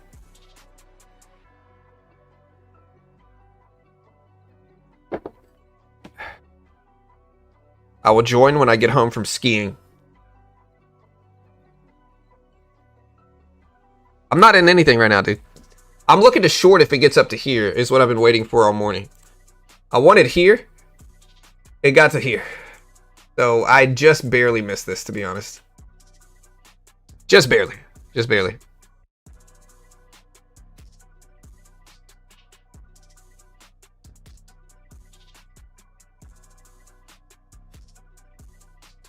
Oh, you thought this was my position? No, this is just detailing how much the NASDAQ is up or down on the day. The NASDAQ is down 0.35%. So, I just did get my entry. This has happened twice today, but...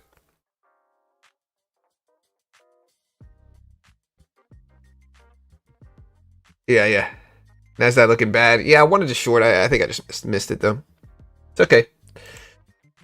It's alright. We'll figure it out.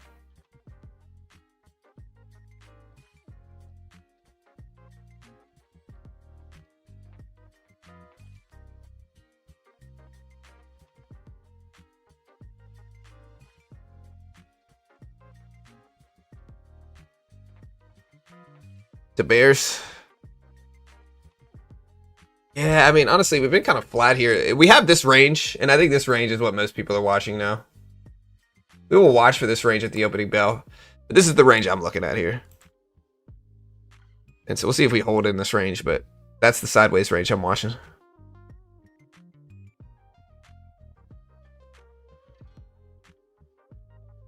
Yeah, I'm not really in. I haven't really been trading. I traded once, I lost this morning, and now I'm just sitting here.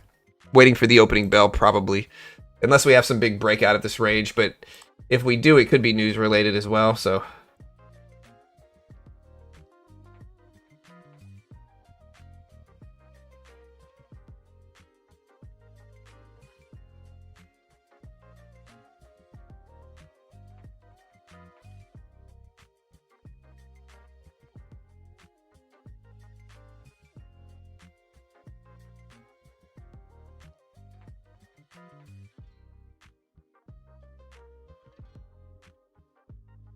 You guys red or green so far today? I'm slightly red. We did a poll this morning asking, with today's news and it being triple witching day, are you buying or selling? 58% say they're buying. See, we're back down to the middle of this range here, though. We are starting to head a little bit closer to red on the day. If we do get a bounce, we could get a bounce right here. And there it is. Red. You got me into 1 minute scalping. Thanks for all the knowledge and time you spend covering the market. Hey, all good, brother. Red, no trades, red. Yeah.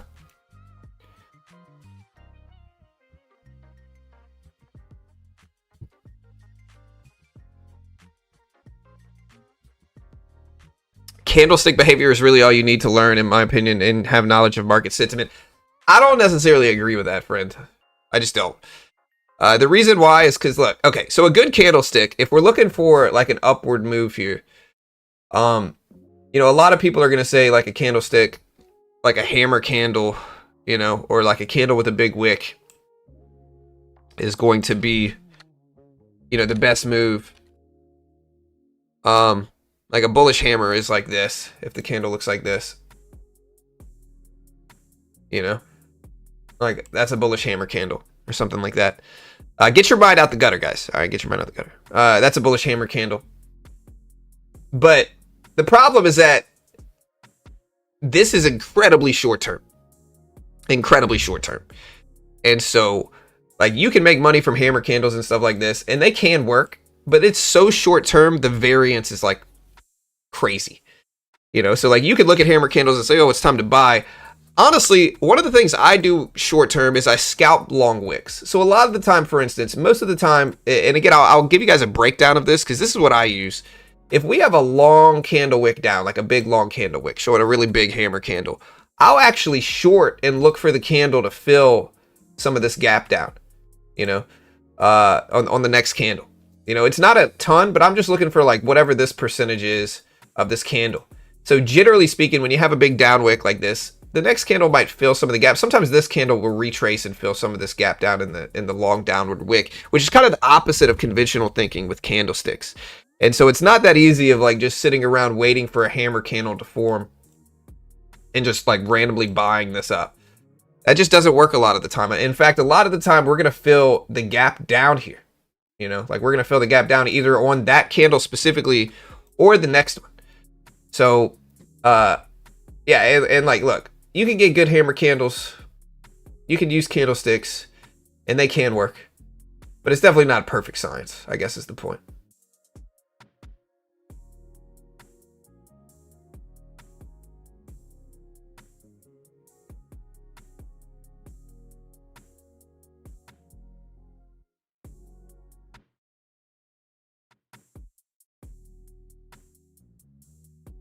Yeah, so I hope all that makes sense, right? But it's not a perfect science. It really isn't.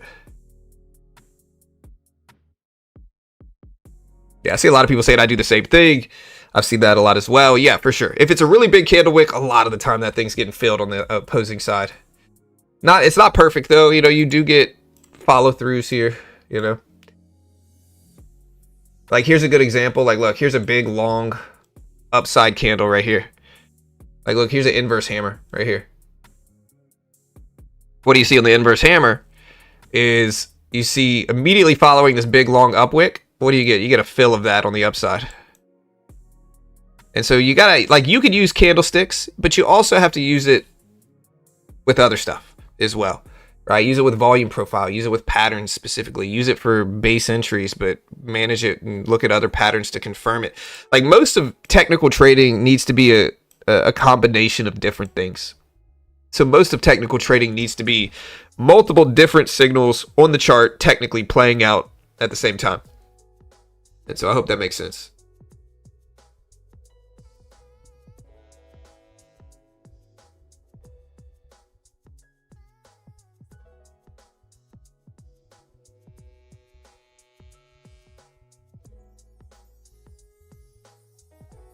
All right, so yeah, we rejected at 510. We never got up to 520, which is what I wanted. But we are going to be day trading the opening bell live here, chat. We will be day trading the opening bell live.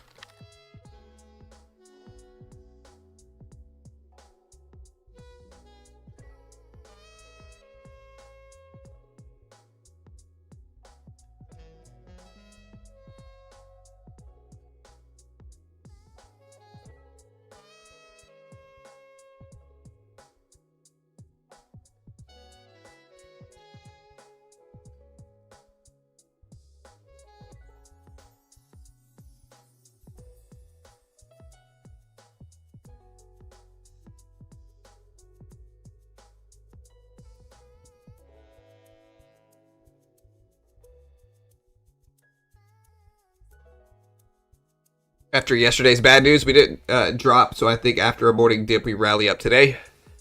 Yeah, I mean, most of the chat actually thinks so as well here. So most of the chat, if you look at it, 58% think it's a buy, 42% think sell. So most of the chat, yeah, most of the chat thinks bull.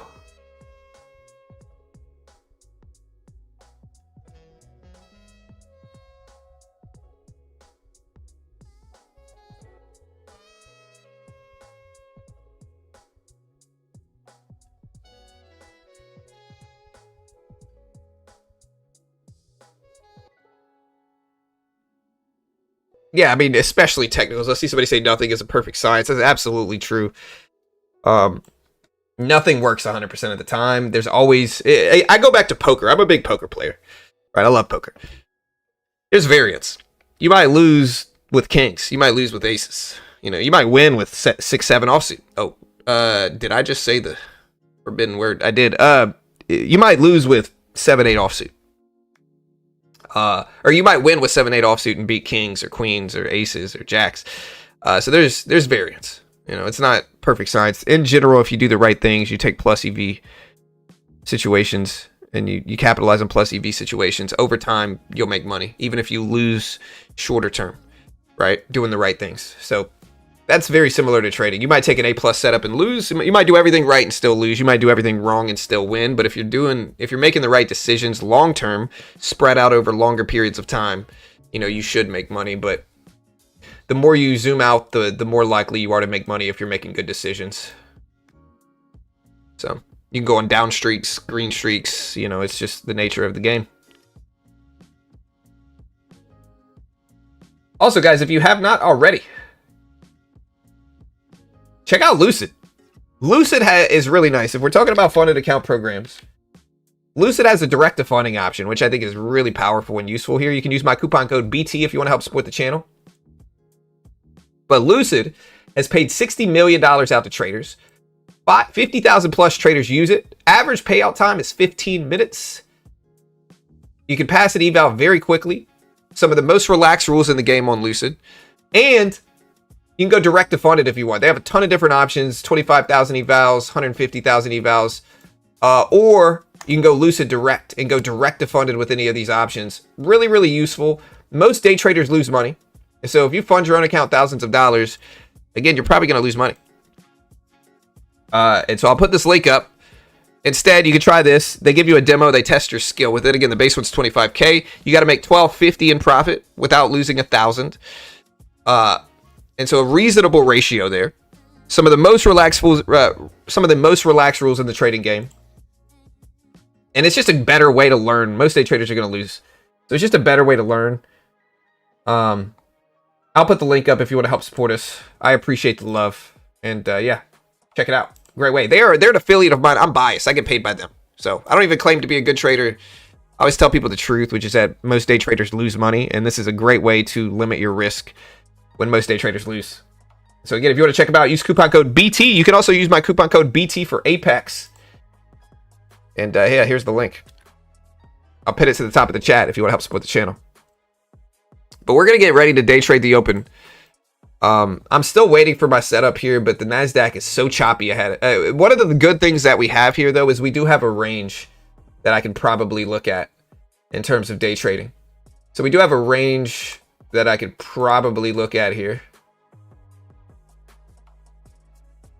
And so I'm watching for this range to specifically break. Well, we'll watch for an orb as well, like an opening range breakout. But we do have a range that we could, you know, potentially break here.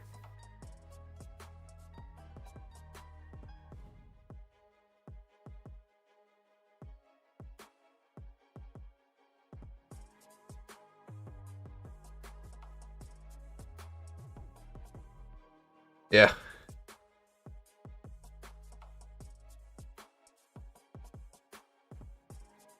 We don't have any breaking news that goes live at the opening bell. The only thing we really have is this triple witching day. And so it is a day of historical volatility where all major contract types expire same day. So, John, you need to make Don't Copy Me merch. Yeah, I should. All right.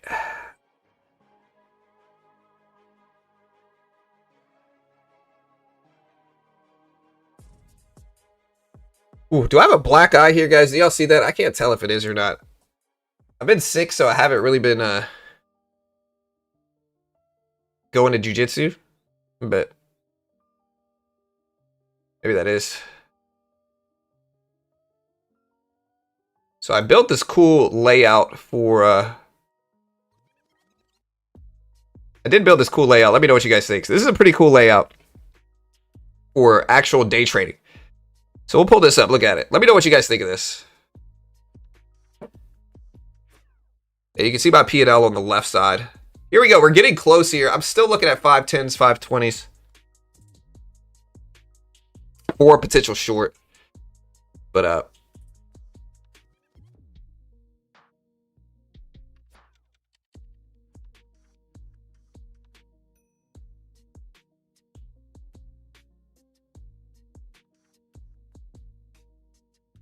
so triple wishing day is today. It's just the day overall is today. It's when stock options, index futures expire. We're supposed to be getting single stock futures towards the summer. So sometime this year we're supposed to get single stock futures. We'll see what that looks like. But if I can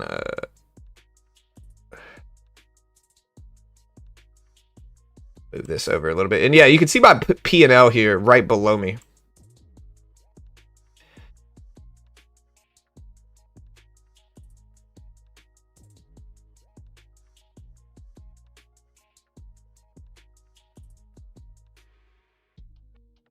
Yeah, a lot of up and downs today. I will be looking at ranges today for sure. And I think that kind of makes sense when you look at the chop that we're seeing on this. Yeah, super micro semiconductors. Getting freaking hit today. Some of their members, one of their founders, smuggling chips to China is the news that is tanking markets. Fee-fi faux plummet. You might be a little delayed on the stream, friend.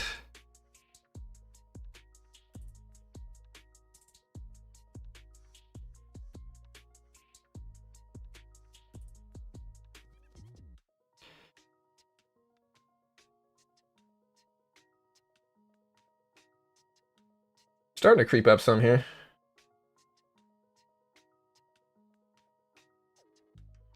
The other founder is on the run. Yeah. Hey, we'll see what the opening bell brings. We got 10 minutes left here, chat. Ooh. It's Friday, though. I really am ready to kind of enjoy my weekend. What are you guys doing this weekend? Let me know.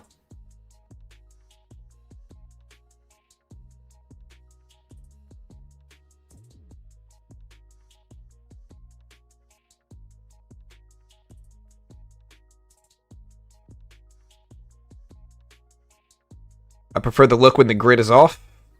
What do you mean, just person in the corner?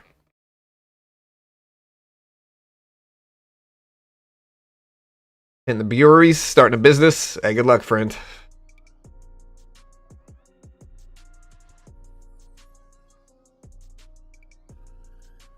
What was the reason for the pump yesterday, an hour before the close? I believe that's because Netanyahu said they weren't going to be targeting refineries and infrastructure after words from the president, I think is what it was. I think they started getting a lot of criticism regarding the president and, you know, him working with Netanyahu is what I think the news was. And so Netanyahu coming out basically saying they weren't going to target the infrastructure made things go up. But then we did get more strikes from Iran overnight, and that kind of pushed things back down. So it kind of went back and forth, to be honest.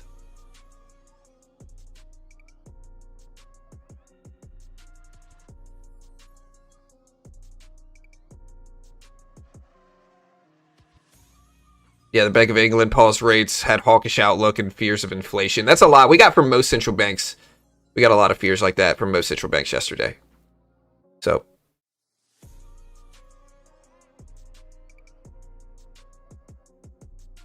yeah, so we'll see.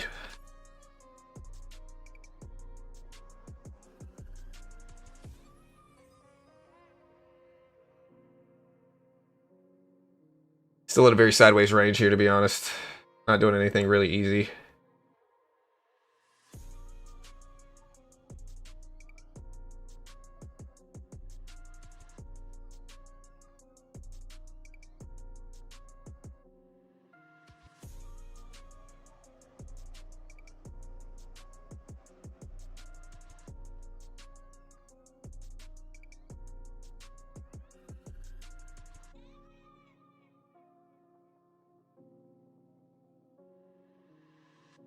Yeah, I'm going to be looking at levels here. I'm looking at this range right now. But I have to kind of wait for it too. It's not really like easy.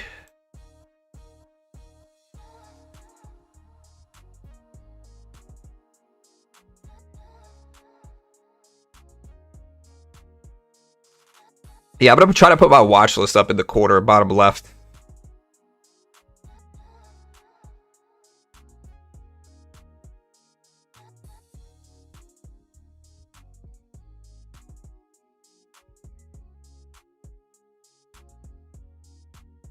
All right, guys, we got 7 minutes left, 6 minutes really. It's kind of slower today, though. It's not really, we're not really getting any big volatile movement. We're basically just sideways chop.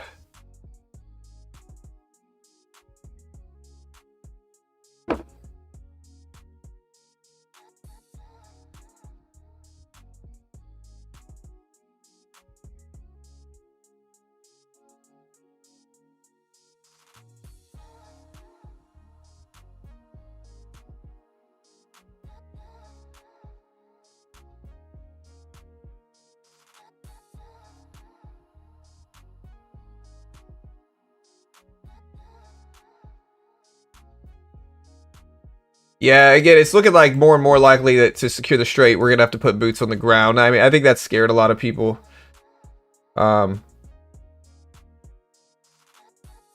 Trump just said Congress pass the farm bill now. Calls on Congress to pass the farm bill now.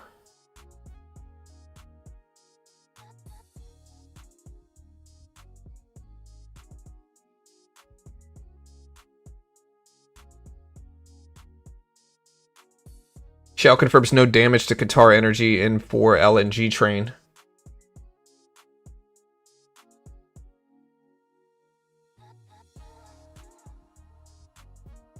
Christopher Waller did say he was not ready to cut interest, or he was ready to cut interest rates until oil prices raised inflation risks from the conflict overseas. Bank of America says markets have largely ruled out Fed rate cuts and are now asking what could trigger rate hikes instead. So,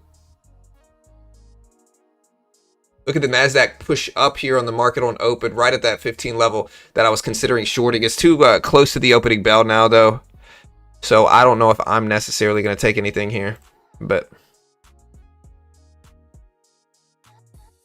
let me know in chat right now, which one do you prefer? Do you prefer the old screen here? Do you prefer the old screen here? Or here's the old one, just to put this into perspective right here. Or do you like the new one that we had with the live trading? I think this one looks cooler, but, you know, I wanted to do one for live trading, so. There's your short. Yeah, but it's too close to the opening bell, and this is mostly triggered by the market on open, so I'm not about to jump in this. We're also over the VWAP now on the NASDAQ.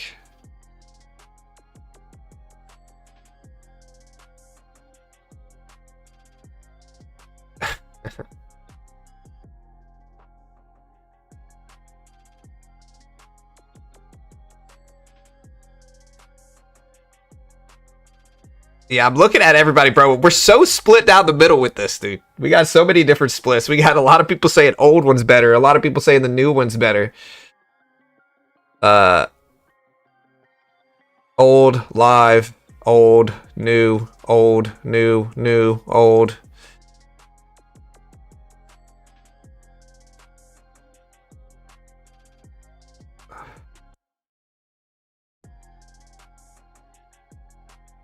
Who knew the chat would be so split on this topic here? 3 minutes left here, though. NASDAQ up.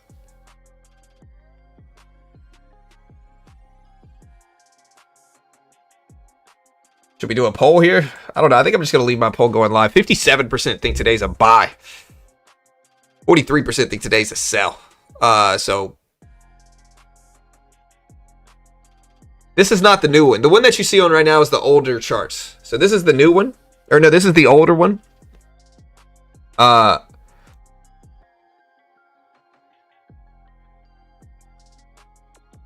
new one is... let me find it. Hold on. I got too many windows up here. The new one would be this one. Here. The new one would be this one right here.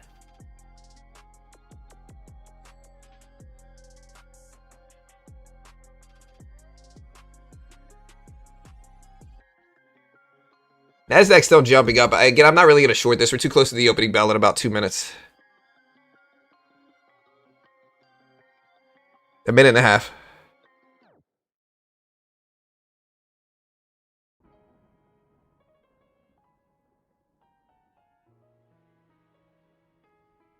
Old gets the win.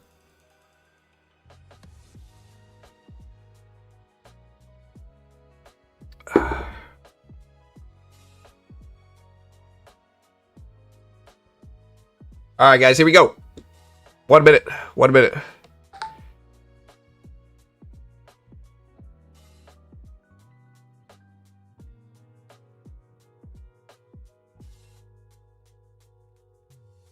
I think the old one wins here, though, so I'll go back to the old ones for the opening bell at least, and then when we get into some trades after first 5 minutes, we'll probably switch back to it. That's the plan right now. So you guys, old charts win. We'll go back to the old one for now. We'll come back to this once we get the setup done. We'll come back to the new one once we start trading, is I think the plan.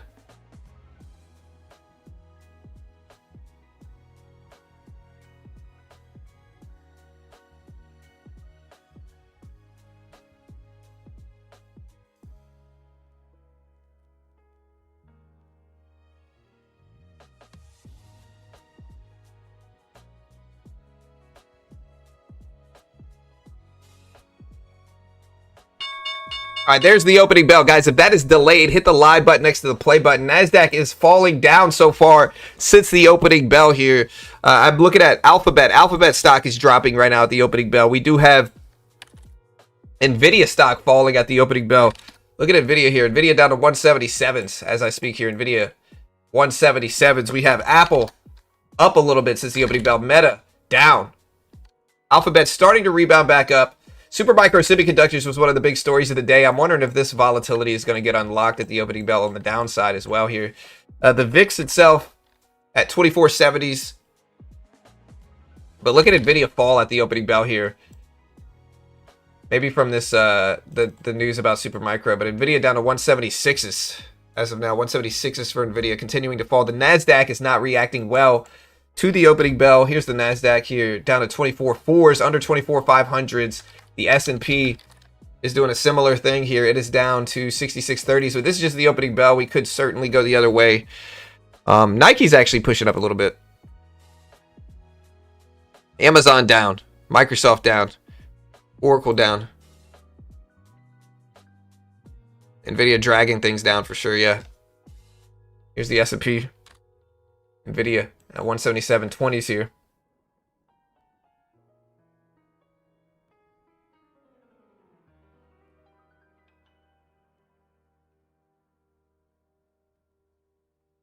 Look at Nvidia, though. I think Nvidia is the story of this drop, though. Nvidia falling at the opening bell.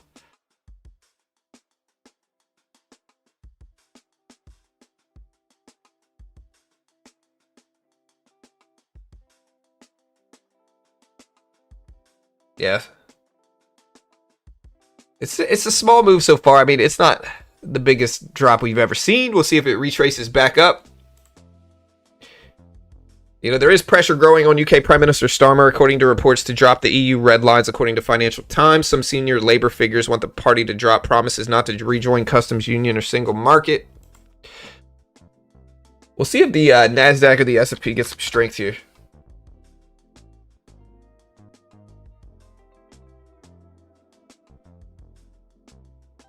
Down to 24.4s.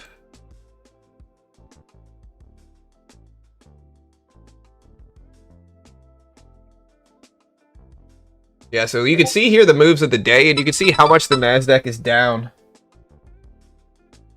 so far.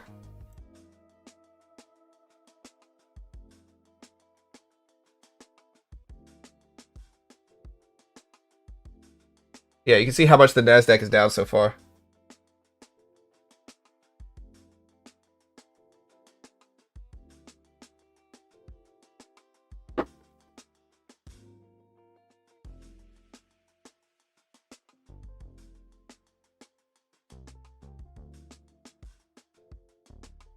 Yeah, super micro semiconductors. Look at the NASDAQ testing these lows again. So if the NASDAQ, the big level to watch, I think, on the NQ right now is this. Low of the day after the deep falls that we've made here. If I extend this line to the left here on the NASDAQ chat, this is the level right now, I think. It's right around 24,325s. 24,325s. 24,320 really. On the S&P, you can see a similar level here, but it's all the way down to 6,600s. So we break under 6,600s and especially 6,580s on the S&P, we're in trouble. But the NASDAQ, I got to wait for the opening bell to play out first. We're about 3 minutes into the day here. Here's the NASDAQ though, man. Look at these drops. 24.4s. Let's see if we get close to that. We will trade this, but we're only on the first few minutes after the opening bell here. This is a lot of it's driven by Alphabet, Nvidia, pulling the NASDAQ down.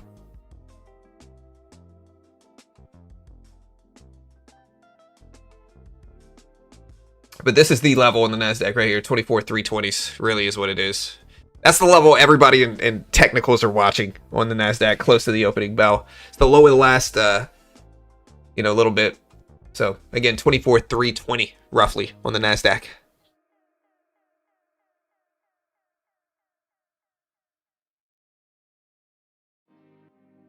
Any trades you guys want to call out in the chat so far this morning, let me know. You know, we need some unison though with the other Mag 7 stocks falling if we're going to break that line.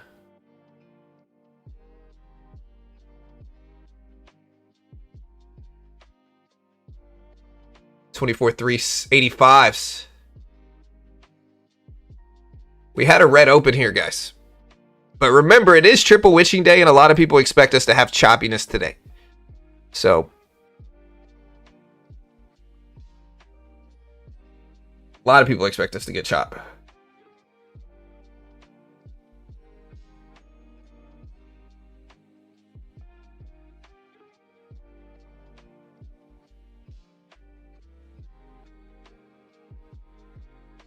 Surprised with Meta. It might bounce off the line. What a quiet day. I'm buying inverse quantum right now. Seems like an easy short. So much bearish pressure. I don't know. If Nvidia and Alphabet start to bounce back here, we could get rebounds. I might short into those rebounds around 450 or so. 460. But I'm watching these Mag 7 stocks to see if they hold too.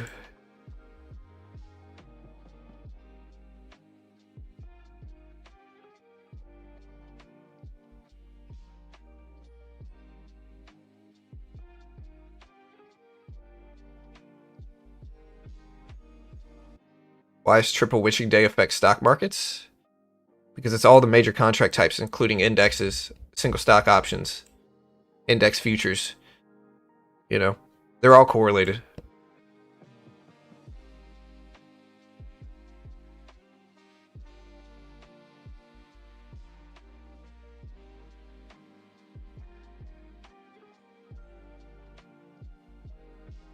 Triple witchings when all the major contract types expire simultaneously on the same day.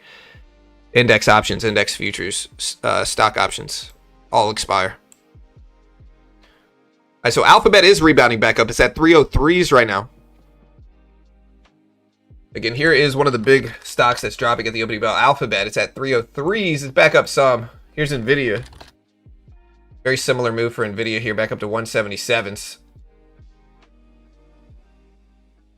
Here's super micro semiconductors. Hasn't really moved since the opening bell. After that probe.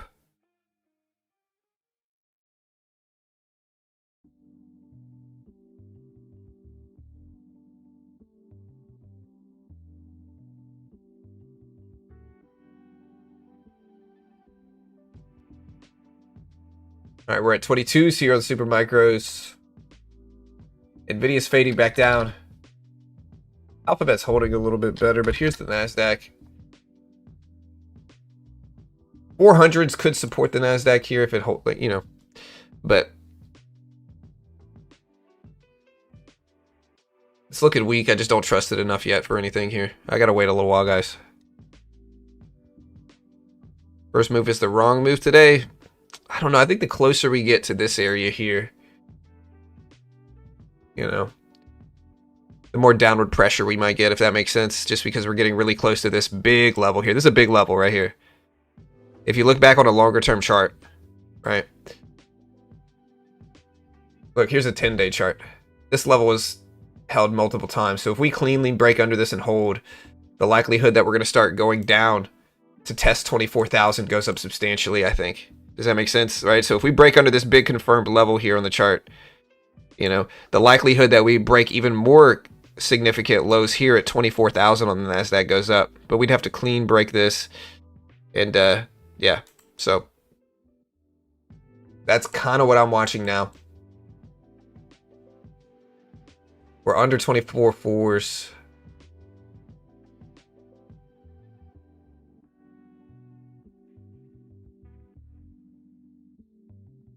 We have to wait for it though.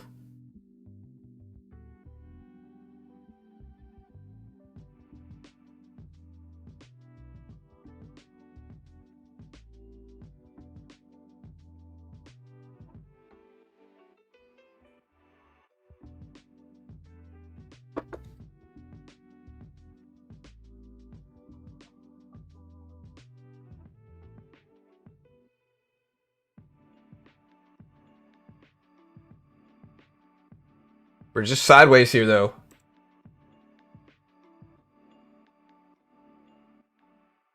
Treasuries are dumping.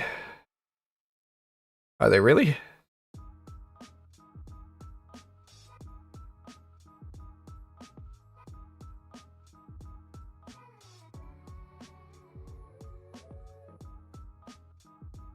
You know, when people say treasuries, they can mean two different things that actually inverse each other. What you're talking about is actual bond prices dumping. Here's the 2-year yield. It's actually spiking up this morning, which is a hawkish sentiment, right? Yield spiking is hawkish. You can see the 2-year spiking up today as well. So they're spiking up really recently. So what you're talking about is bond prices falling down.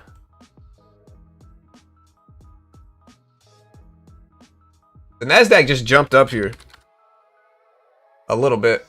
Still over 4,400s or 2,400s. Here's the S&P.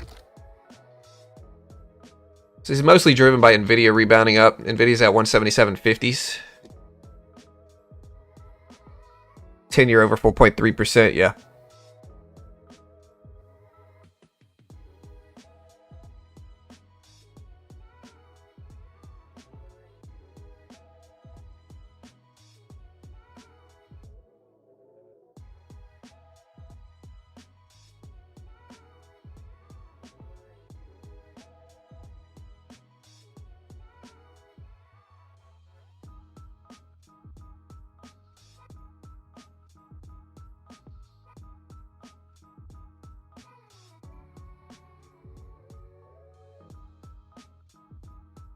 All right, so I'm gonna switch to my trading setup here again.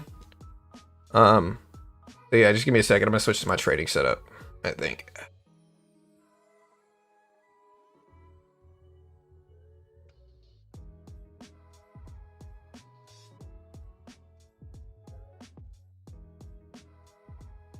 Look at this rebound here. If we get short into this.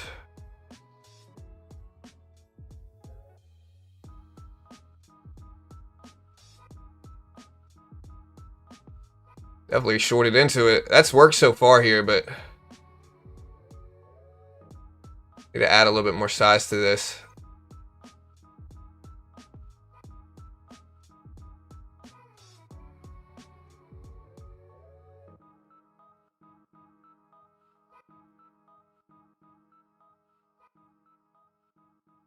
And now we're down here after this big pop. I wanted to short back into this range here, and I guess we will, but I gotta be careful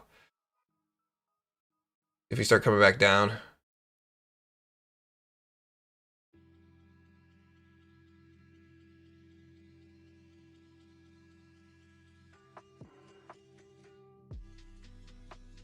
There we go.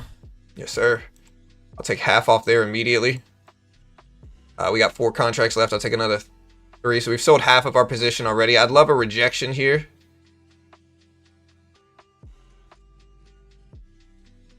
I'm going to liquidate some of the size here too, though. And then maybe add back if we get deep enough into the green. I just want to see a larger breakdown here on the downside.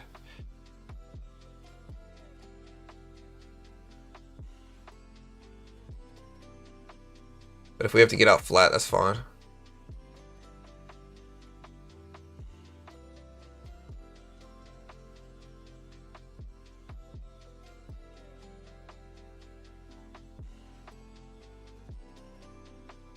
Glad I cut a little piece up there, though, but...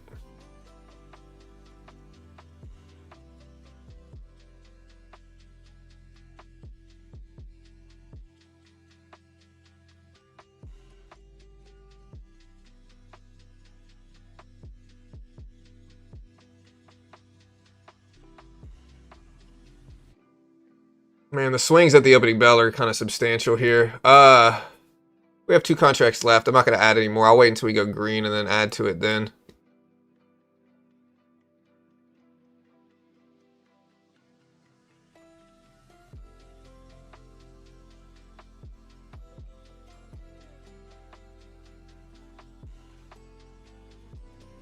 Back to green, but I got to wait for deeper green before I add to it here.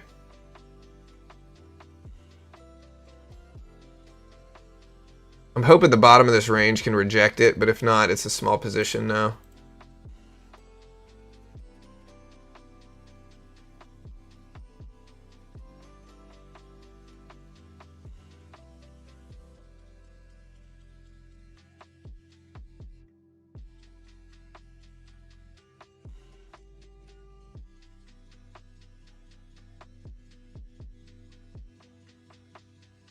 Yeah, this is just too risky with all the strength showing up. So we're going to have to cut this and wait now. NASDAQ could reject the 200 EMA right here, but...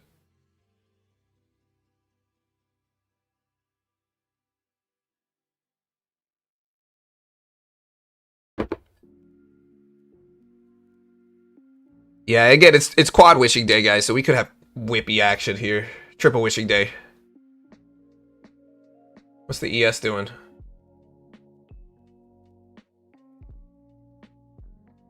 But the bulls are too much in control here, I think, after this complete rebound back up from these scary lows. I also think we could go sideways today a lot. And so just be careful.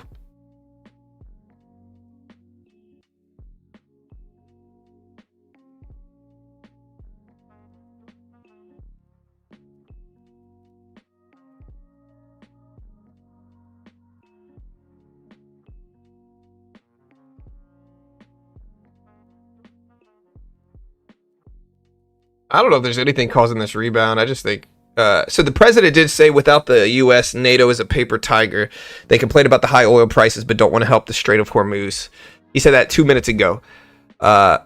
Paramount is also going to lay off 6% of its staff, according to CBS. This is after they're acquiring Netflix. The 200 exponential short, I guess, is one of the ones I should have gotten in. But again, the president says without U.S., NATO is a paper tiger. They complain about high oil prices but don't want to help the Strait of Hormuz. U.S. president... Oh my goodness, look at this drop. We get a little bounce back, I will short, but it's not easy to take this here. I'll take 1, see if we start to really flush. And then add to it, but man, it's kind of whippy price action here today.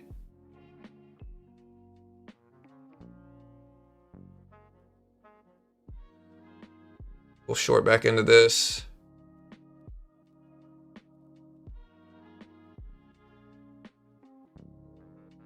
Here we go. I'm going to liquidate some of this just to protect the trade. Take more off here.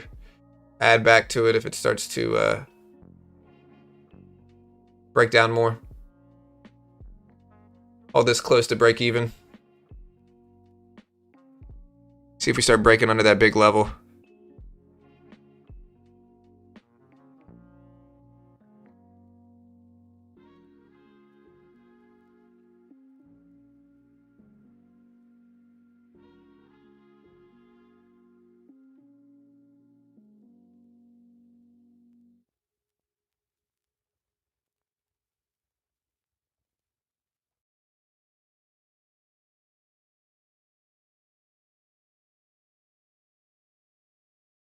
Market is just ranging a lot.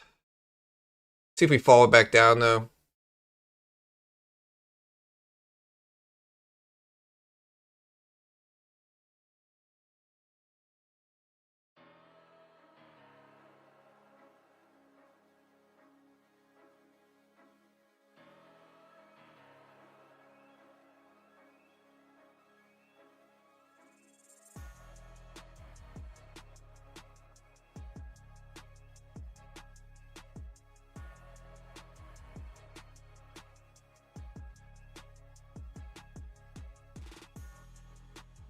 Market's not really going any easy direction here though. I do see Alphabet look weak, but I'm more inclined to short here than I am to go long now that we had that big red candle.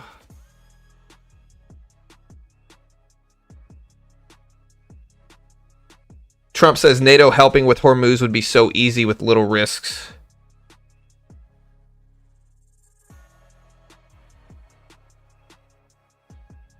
Alphabet's still falling down. Nvidia is rebounding back though. Nvidia at 177.5s right now. I'm not buying Supermicro semiconductors.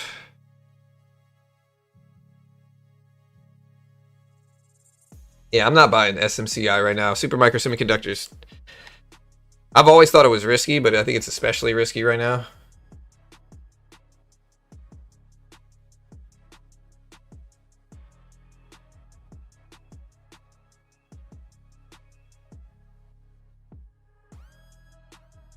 We're taking small shares, trying to add to some. There we go.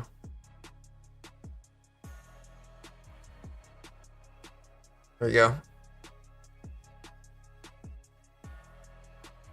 We just added a little bit to this. We're going to take half off there, lock in the profits. We can get some more now closer to these lows. There we go. Take another half off there. If we flush down under this low. Yep. Add some into it now. Hope we don't get liquidity grab. Actually, I'll take some of that off now. We'll cut it. So yeah, we made a bunch of money on the trade. I might actually jump back in short on this retracement though here. And then see if we come back down. We have a big down wick.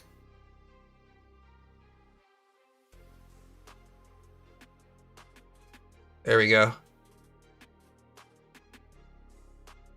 I think we're at some scary levels on charts too, so that might cause worse breakdowns here. There we go. I'm going to cut that right there, right into that drop. So yeah, we made a good bit on that trade. Hey,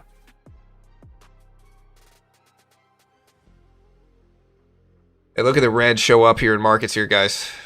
Pentagon is sending 3 warships and thousands of additional Marines to the Middle East, even after U.S. President insists he will not put boots on the ground, according to Wall Street Journal, citing U.S. officials. So this news is what's tanking markets right now. Chat. Happened 1 minute ago. You can see that's where this big drop showed up.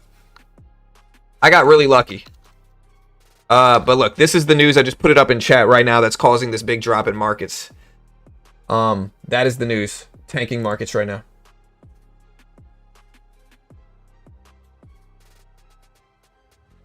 So that is the news. So it's got it helped my trade here. But man. Yeah, that's the news. Helping my trade right now. And the market is still tanking here. 2 India flag tankers loaded with LPG are preparing to sail through Hormuz in the coming days. No tankers with crude have sailed through Hormuz. But we are getting very close to, again, this 320 level we talked about on the charts. I will short as we get closer to that, but we need to bounce back up at this point in time. To be honest, a lot of this move is just driven by news. So we get up to like here, 390, 375s maybe. We'll start looking for another short.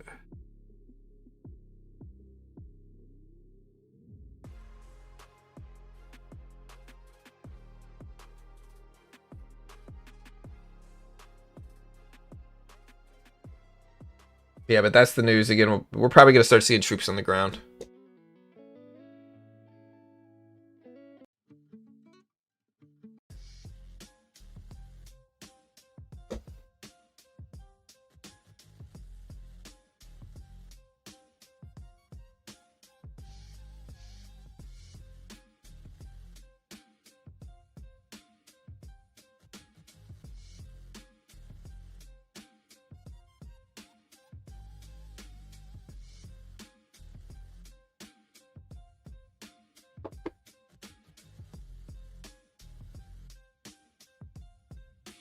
Yeah, here's more breakdowns. Watch 320s here, though, chat. 320s is a level. And again, the news that just dropped, you can see it in the chat right now. The Pentagon is sending 3 warships and thousands of additional Marines to the Middle East, even as the president is insisting he's not going to put boots on the ground, according to the Wall Street Journal. I need a big enough bounce to justify shorting here, though, and that's okay if we miss it. I need a bounce up to this level here. If we don't get a bounce up to that level specifically, I don't want to short, even if we continue to break down.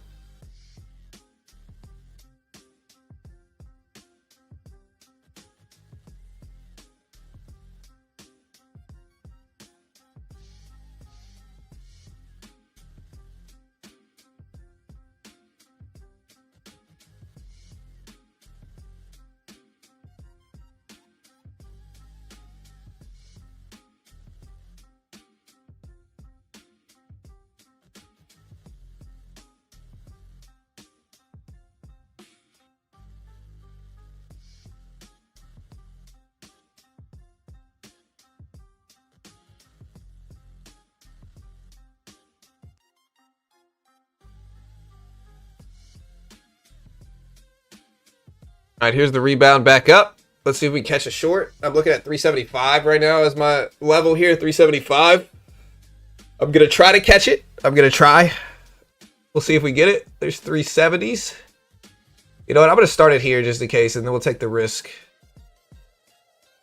And then add to it if we go green here.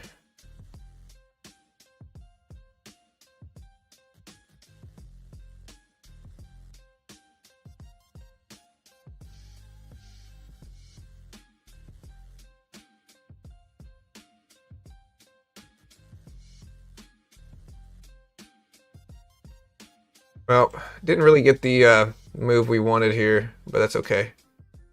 We got a little piece of position. Gonna add to this here. We have 3 contracts now. Start unloading some of the size down towards these lows.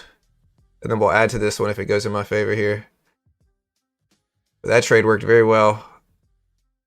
There we go. There we go. I'm gonna cut it right there as well. Yeah, so we'll see if we get another bounce back up, but we're getting close to this level here. I don't want to see us bounce at this level is what I'm worried about. And so this is the big milestone level most people are watching. That's what I'm worried about here. I hope that makes sense.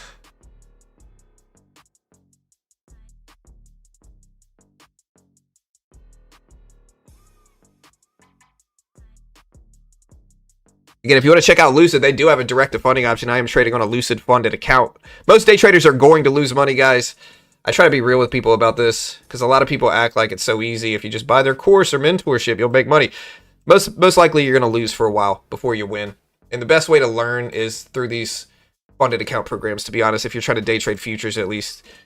And so Lucid has direct to funding options, some of the most relaxed rules in the game. Payouts process at 15 minutes a lot of the time. You can take daily payouts as well, I believe, with Lucid. And you can go direct to funded if you want to skip the challenge aspect overall. They give you a demo, test your skill. Most day traders lose. I'll put the Lucid link up one more time.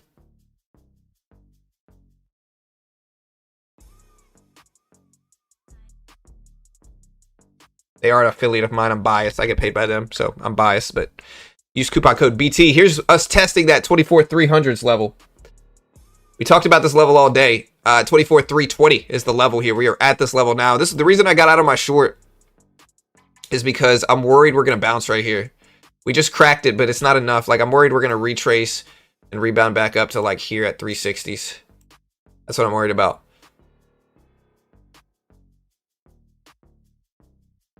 And there's an initial bounce right here. I'll short 360s though if we get up there. But we could just deep break here if we continue down, because this is a big milestone level on the chart. Retesting the low again.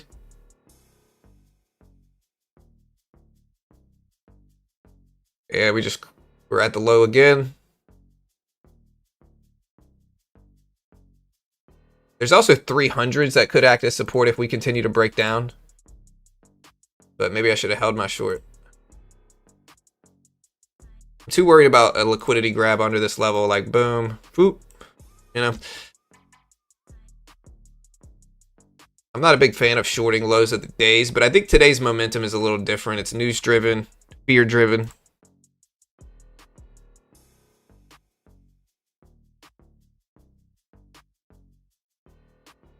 There's 300s test. Obviously, the big level underneath this now is 24,000 if we continue to get weak here. But man, look at this red show up in charts, guys.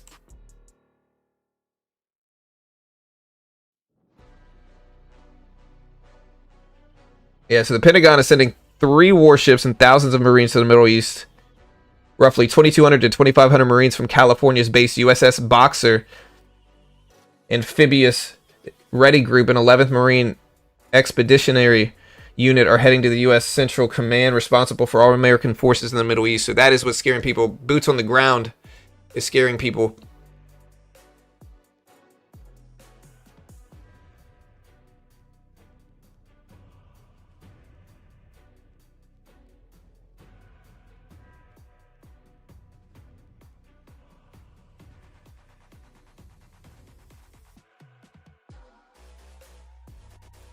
NASDAQ cracking lows here.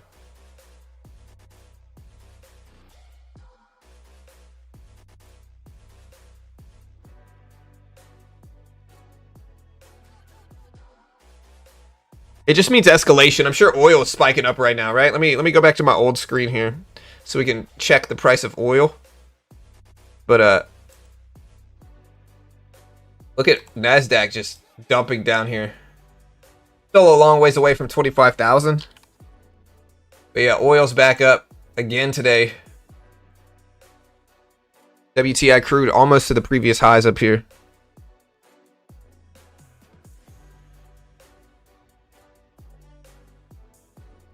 Gold is breaking down here. Gold is now red on the day again.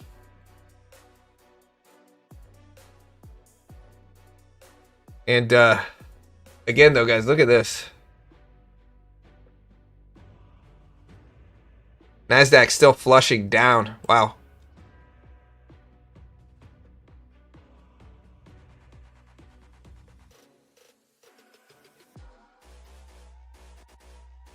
Yeah, I don't know. I think the closer we get to 24,000, the more fear we're going to get.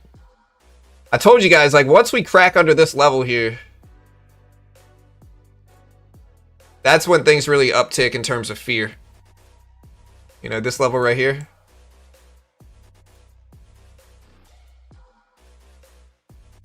Nvidia's down to 176.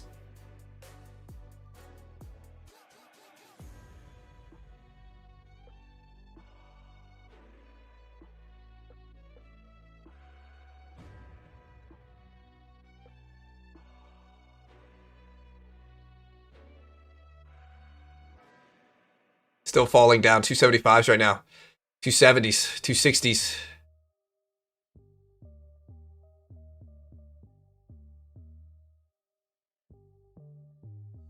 Scary. Yeah, I've only taken shorts today. It looks like that was the right move, but man, this is scary red action. No bounces to short into.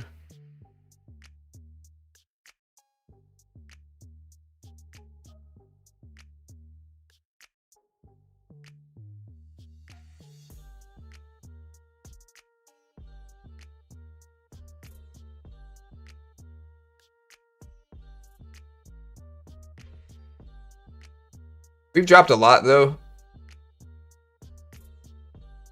Nvidia's down under 176. I'm gonna buy this actually here. I know it's a risky thing. It's small. We'll add to it if we go green. We'll plan to just scalp it if we do, but I think we're down enough. Maybe there's a little bit of, yeah. A little bit more of an argument for it. There we go. We're gonna take half off immediately. There we go. A little scalp here. We'll let the last one roll and see if it holds. If not, we'll cut it. There we go. There. All right, we'll get out there. A little scalp. Once we break down to a point, I think scalps on the upside makes sense. There's the bounce.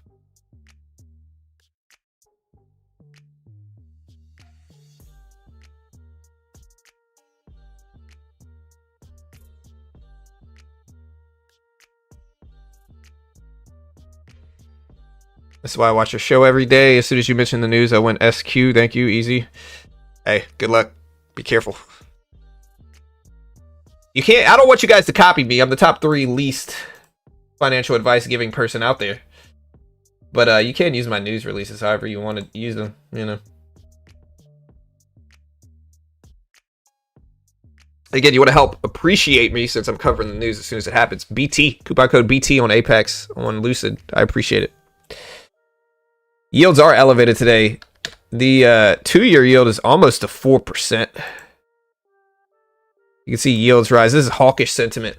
Just to put this into perspective here, like if we look at this, this is hawkish sentiment rising today. Look at it.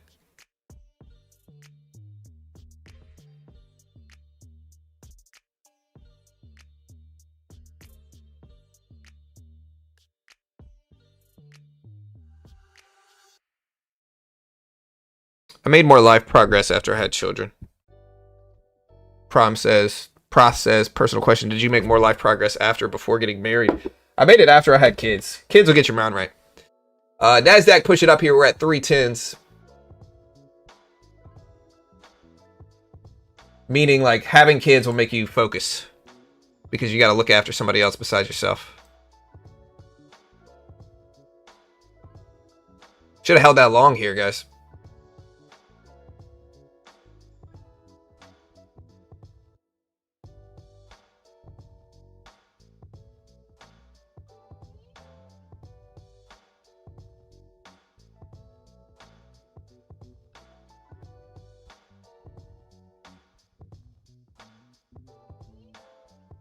Yeah, rest in peace to Chuck Norris. Chuck Norris, as of 2 minutes ago, recently passed away. Rest in peace, Chuck.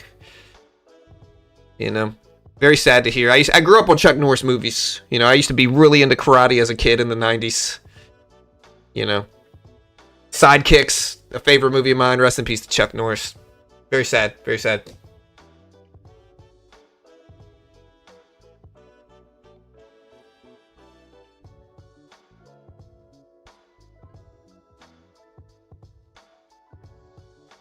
All right, NASDAQ still rebounding here.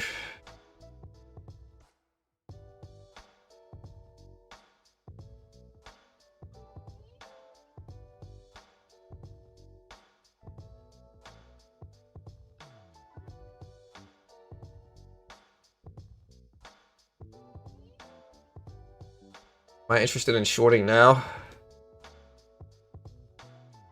I've had pretty good accuracy so far today. Kind of thinking about shorting. Wait, I was right when I was thinking about it too. The 300 might bounce it. I'm not going to short here. We retrace back up here. Maybe I'll short.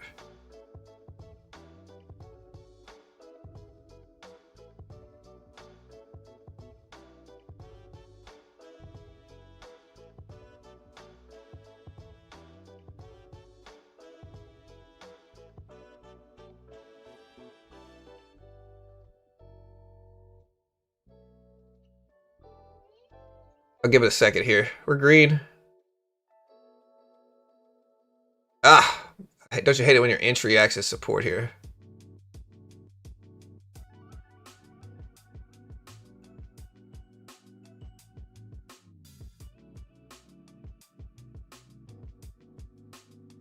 There we go. I'm going to take half off immediately here. There we go. Take more off. We'll hold this one and then add to it. If it goes green, we'll add to it.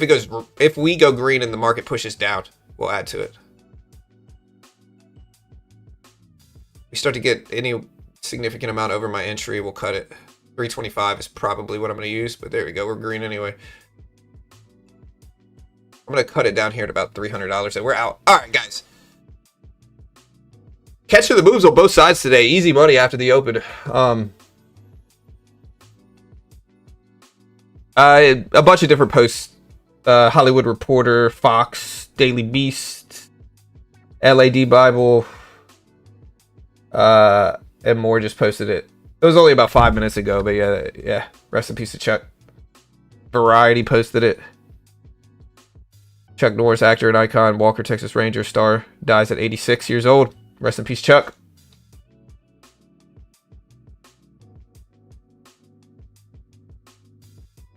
Yep. All right, guys. All right.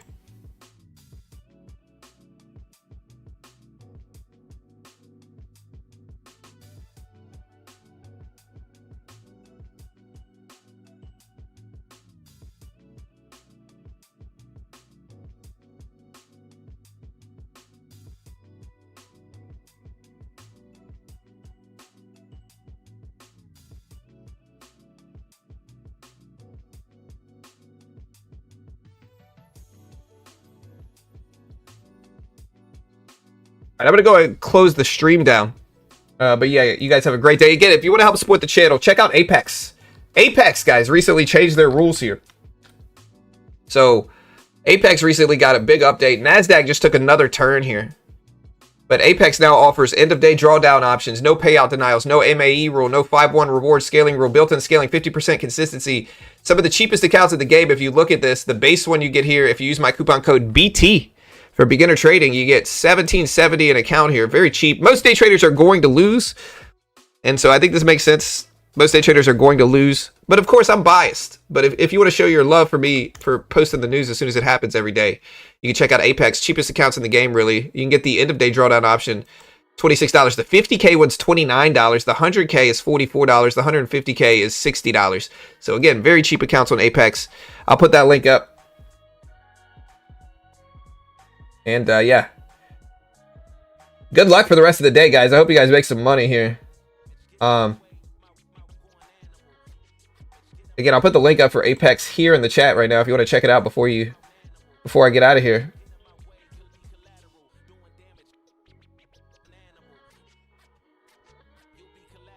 Here's the link for that here. Y'all be good. Have a great day. In honor for Chuck's passing, you have to stream 72 hours. Until Monday. I like Chuck a lot. And rest in peace to the man. But I'm not doing that, sir.